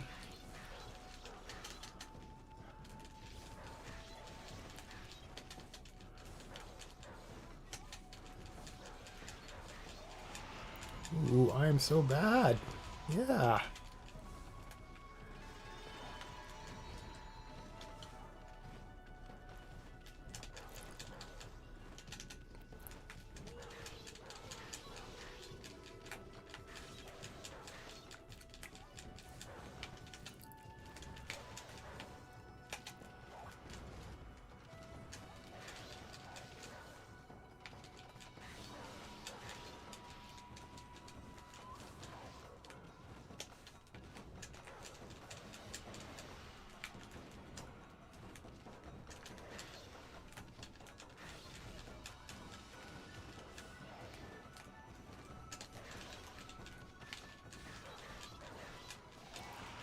Haha!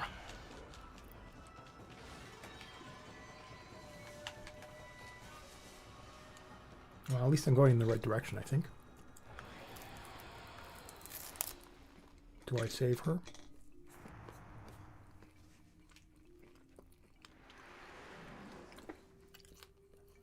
Ooh, okay.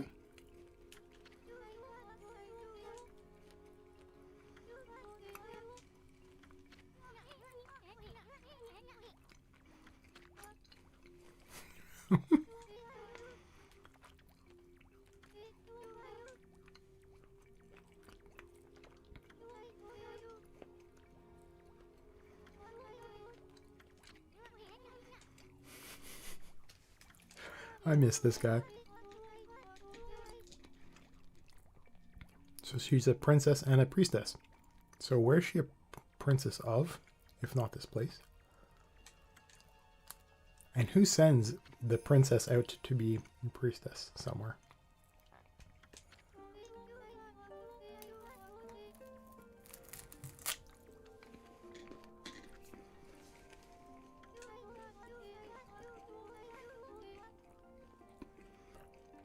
Oh, okay.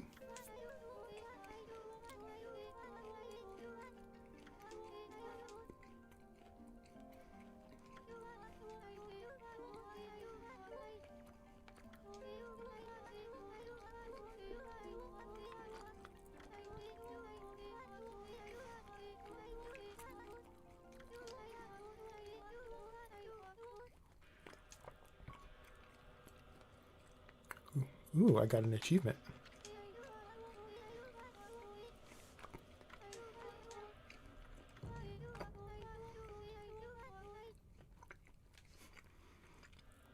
Crimson Helm. Why am I reminded of Spaceballs?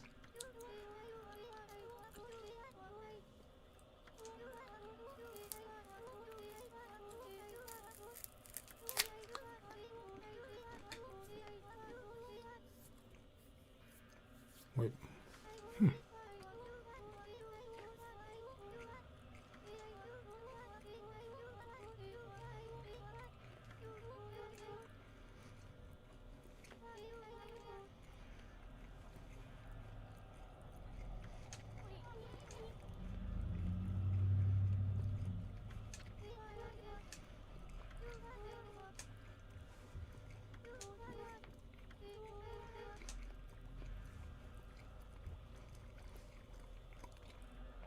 They have warriors? Why aren't they here?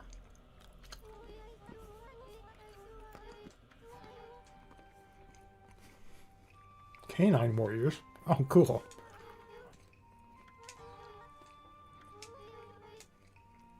Oh, man. I don't want to go collecting dogs.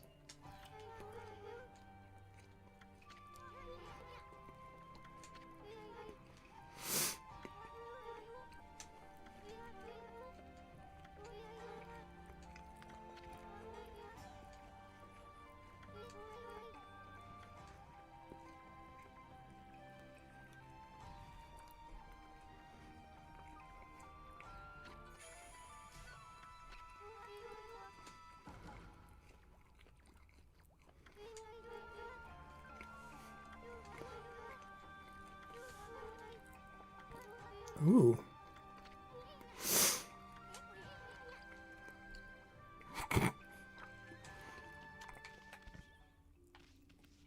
What the? Nah.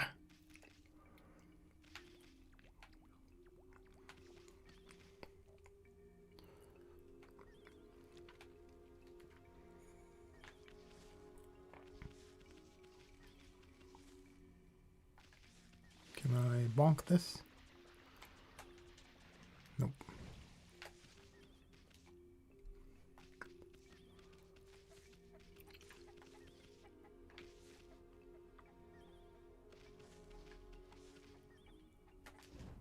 Chicken, I will feed you.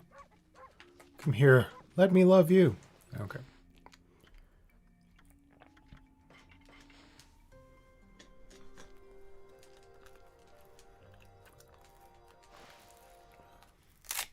Oh, that's not going to work.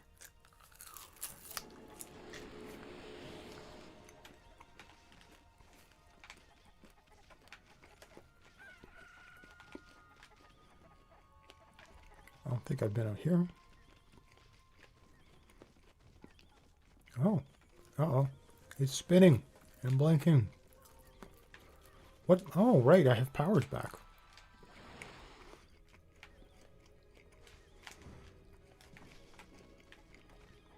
Oh.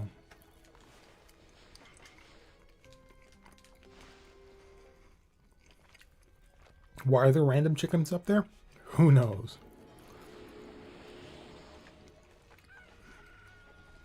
The monsters put them there.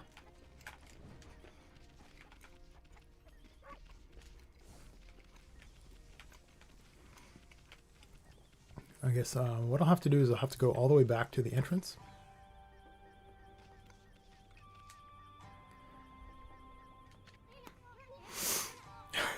Kind of random.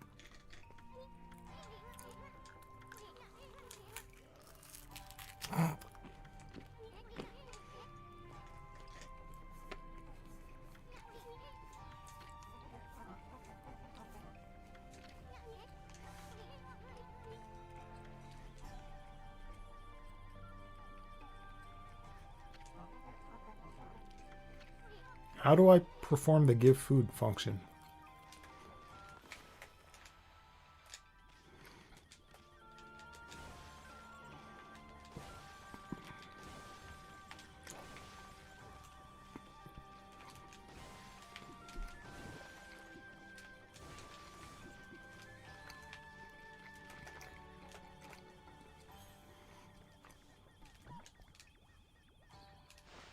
Okay.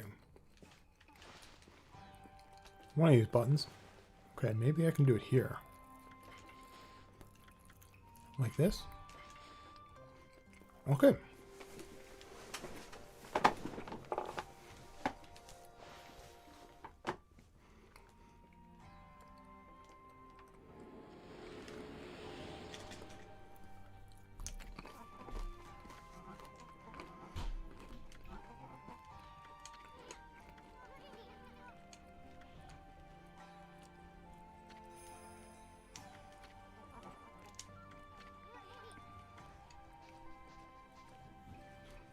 Can you help me fight?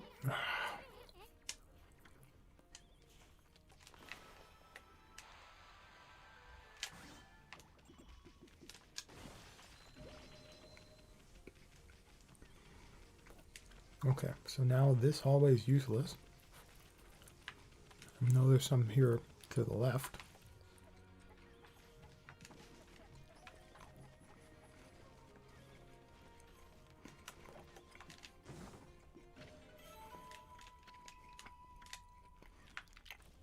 Treasure. Oh, and once I understand the winds, I can go up there.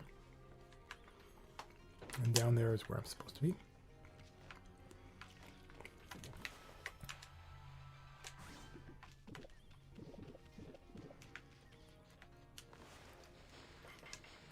I don't even know what I saw. Okay, pigs eat seeds. Sure.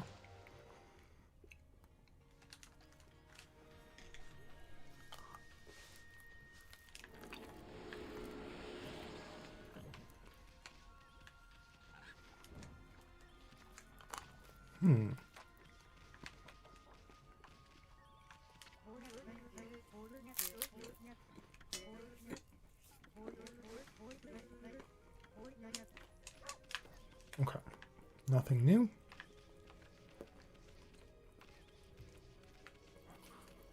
Okay.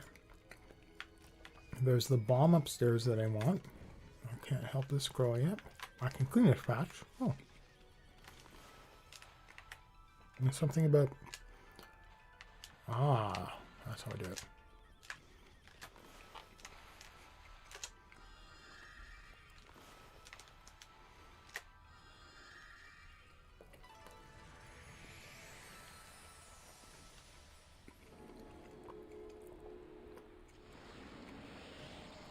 I teleport up there.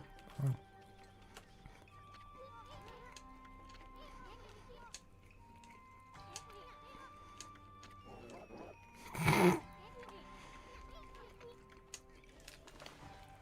Of course I'm going to feed you. Can I feed you fish?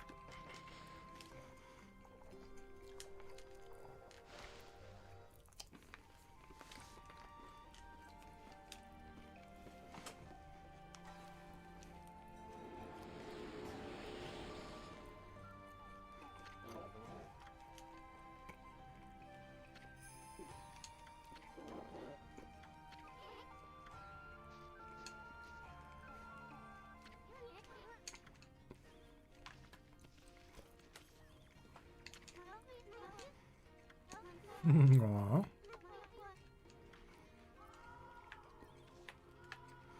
No, I don't want. Stay sunny, thanks. For, I mean, as sunny as you can get.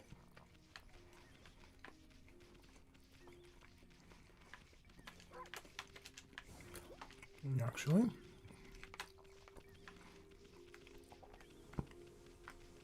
what's that? That was no.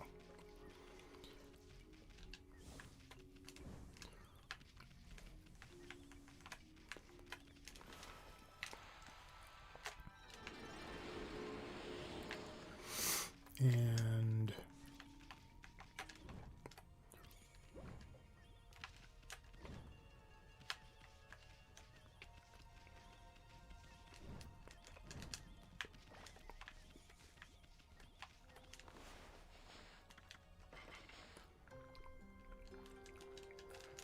are those like raccoons? I can probably look this stuff up, but I ain't gonna.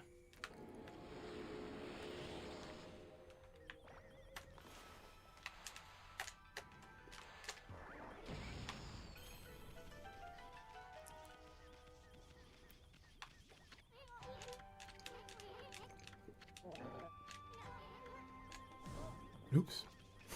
Sorry, bro.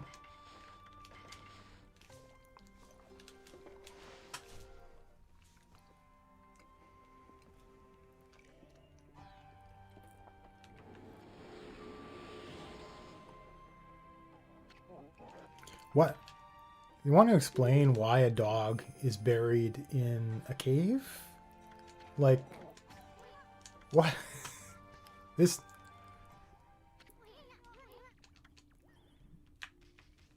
That's it? Really? There's just a dog in a cave. Not even a cave. It trapped. Trapped inside.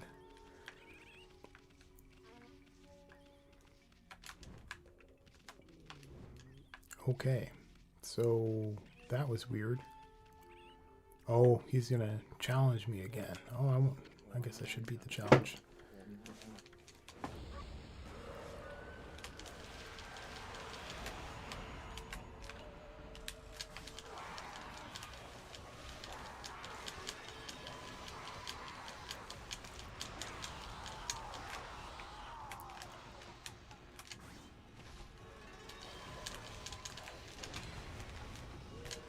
Ha! Parried his explosion. That should be a record.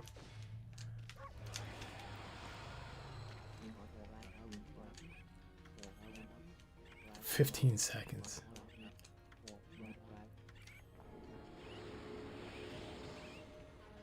Sweet. Okay. Now let's never do that again.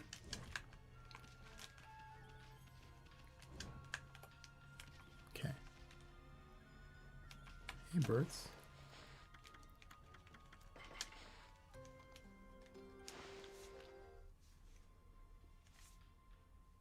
And where do I... Okay, I'm just going to follow my dude. Come here, tractor dude. Where am I going? What the heck? What's that? Free bird. Ha ha ha. Oh.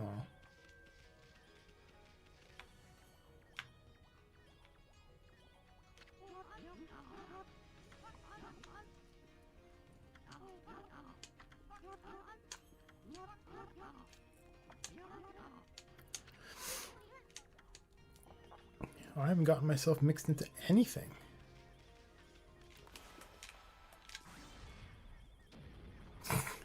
It's just a random dog.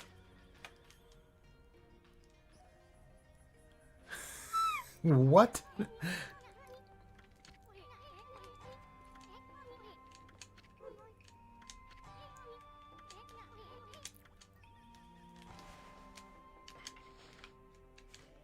What? I'm a game.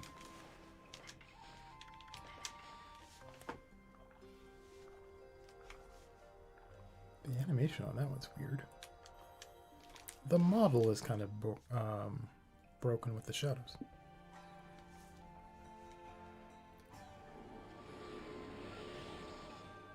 Okay.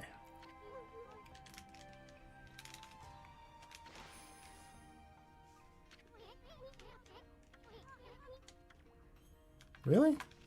Okay, good. Where is she again? Wait, why is it blinking?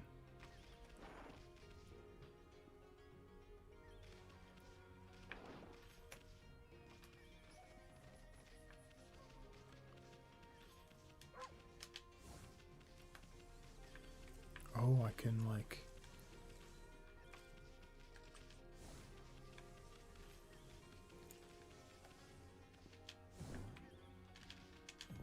Yeah, stop that. I'm just trying to run fast.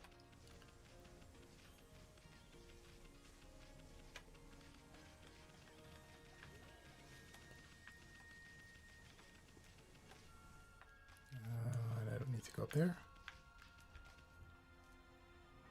Can I go up there?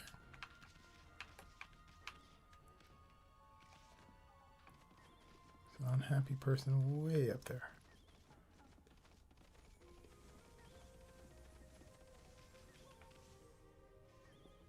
Oh, it's a dog.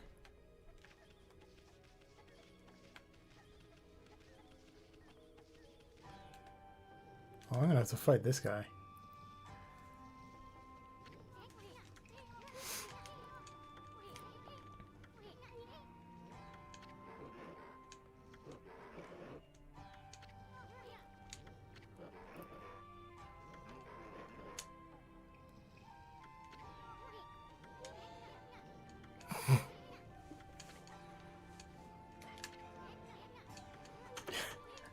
I have weapons. What are you gonna do, dog?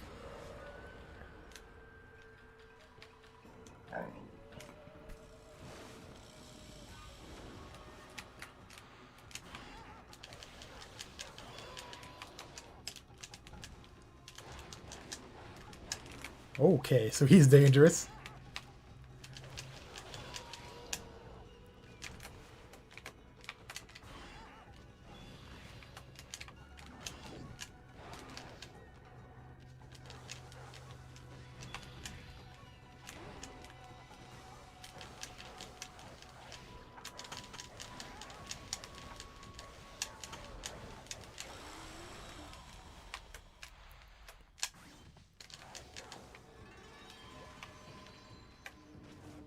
I don't want to kill him.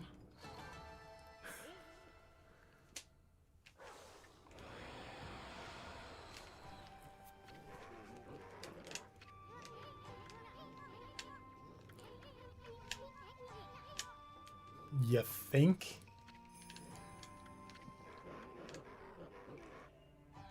What?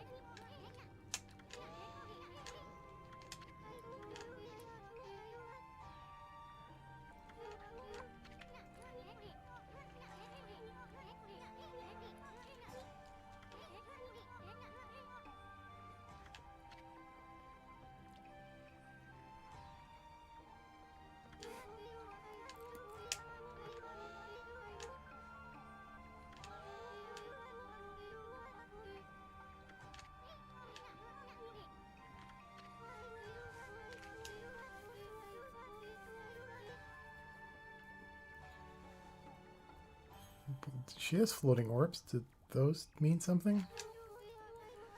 1, 2, 3, 4, 5, right?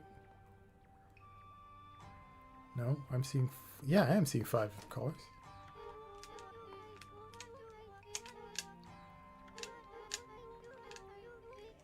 Oh, we're missing a few.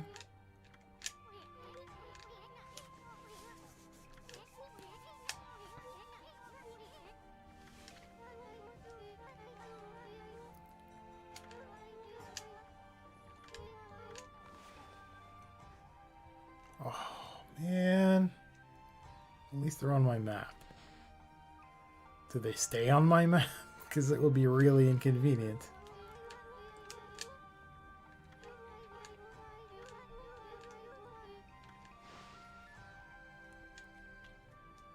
Can I keep one?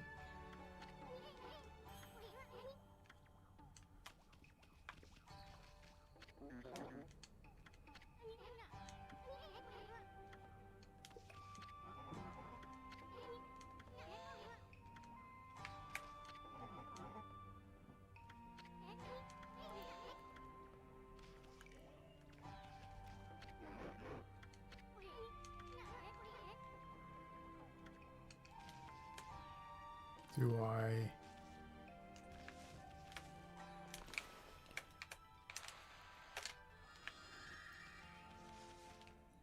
Do I float that up? How does this work? Nope.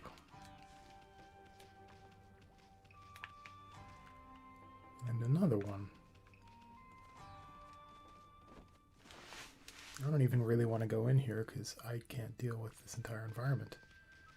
Oh, is this a training ground? Oh.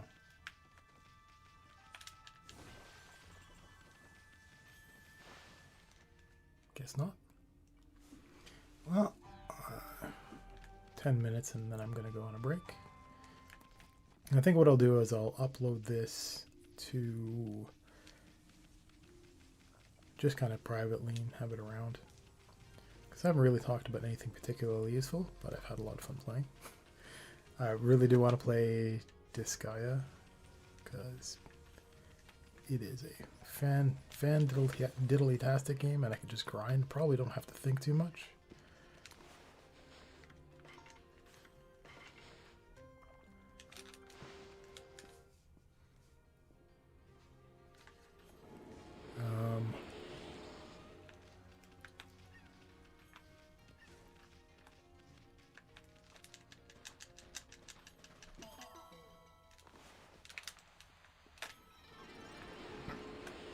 Okay. What's up there? I probably shouldn't even be going here because I was given stuff on a map. Oh. Okay, good. I can't anyway. Well, let's go. Then why can't I look?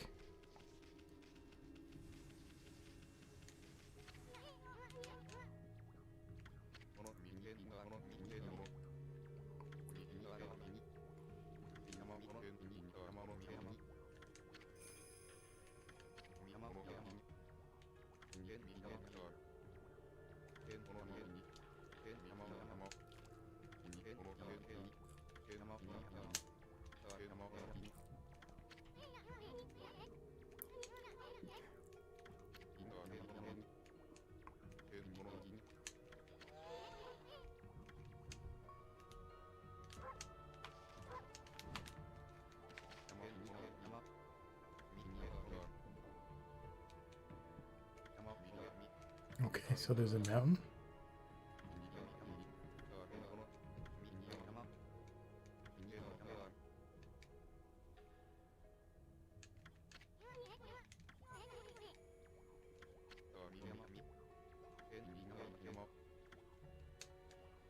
Okay. This is just a lot to take in. I probably shouldn't have come here at all.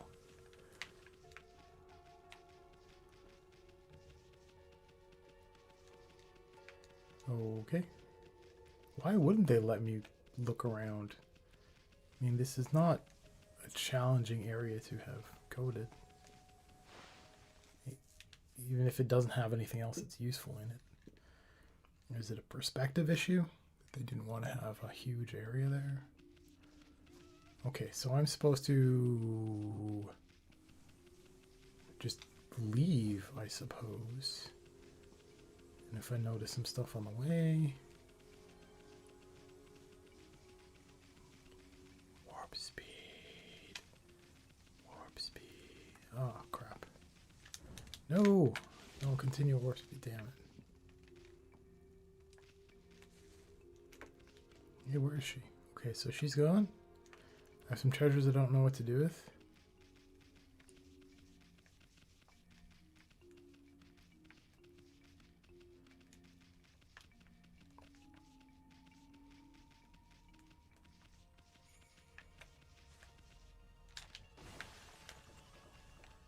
I need to get that silly thing that helps me collect coins easier.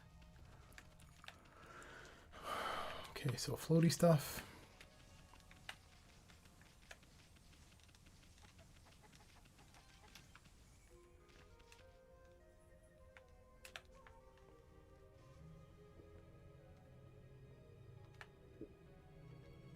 So I want to explore.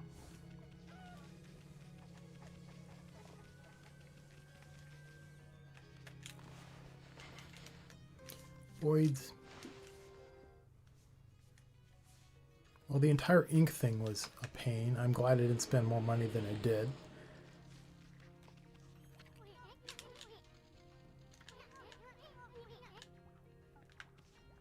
Can I kill him?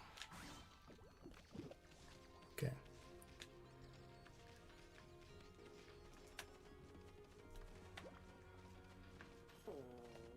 Okay,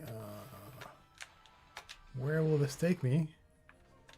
Oh, someplace interesting. Or really freaking far away. Don't drop me, don't drop me.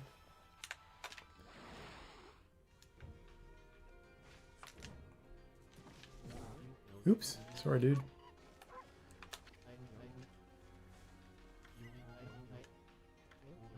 What the? Where? What? There's not supposed to be floating islands? Oh, wait.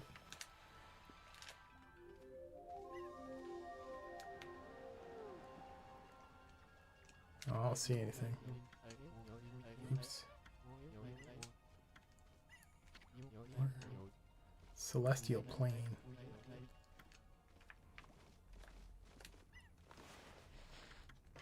Hello, random monkey. I will give you dog food.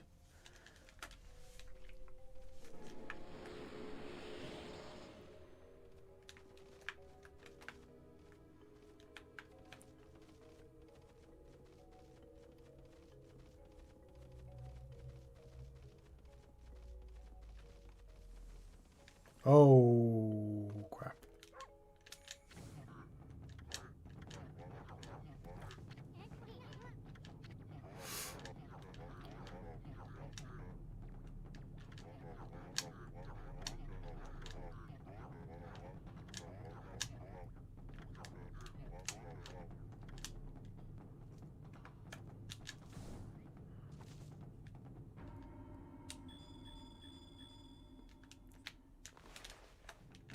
One, 2, 3, something like this. Hey, it worked! Ah, I can remember stuff now.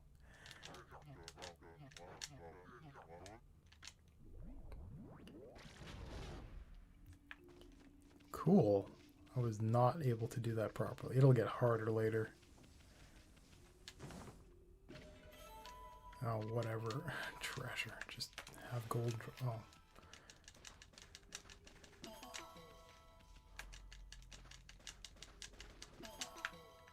Can I do them both at once? I guess I can't. So, okay.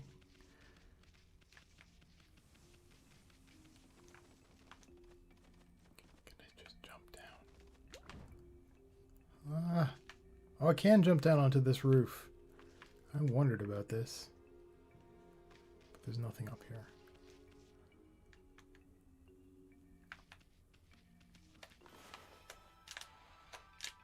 Oops, I'm dumb.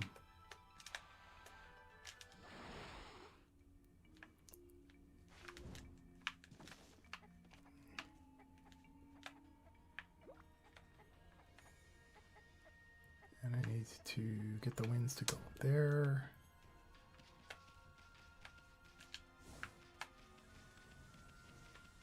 And it needs to be night for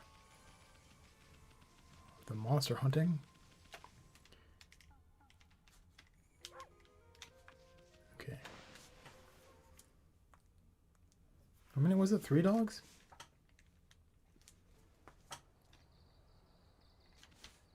Oops. Oh, and they are marked. Yes. Can I make it dark? Oops. I can't make it dark. Oh, because I haven't learned how. What a pain.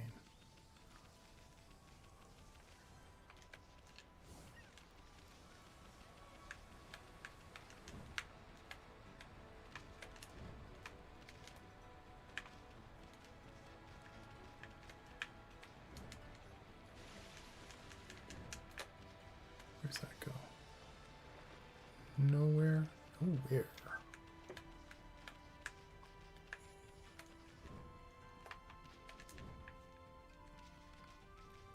I don't like the look of you.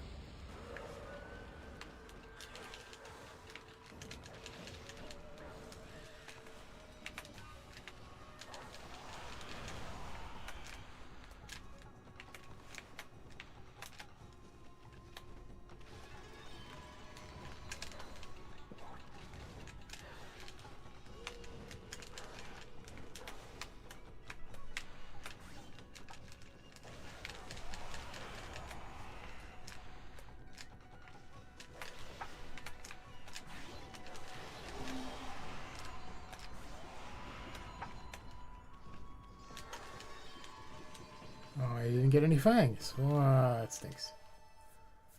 I don't care about getting yen.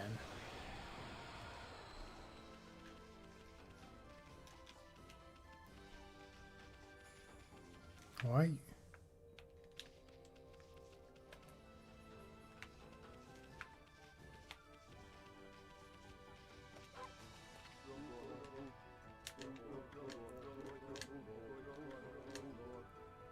Oh, that's why that bamboo cage was being made.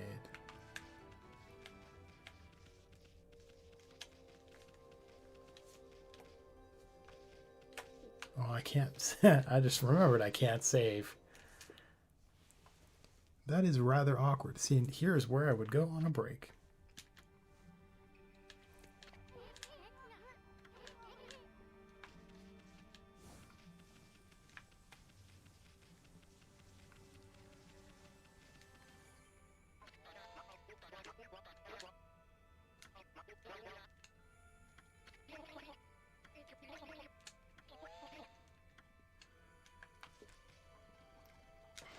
Oh, kidnapped daughter in bamboo cage. Go to Sparrow people. Rescue dog. Okay. I think I'm actually going to call it early. This is an interesting experiment. And thank you all for listening, for the people that have been lurking. And bye-bye.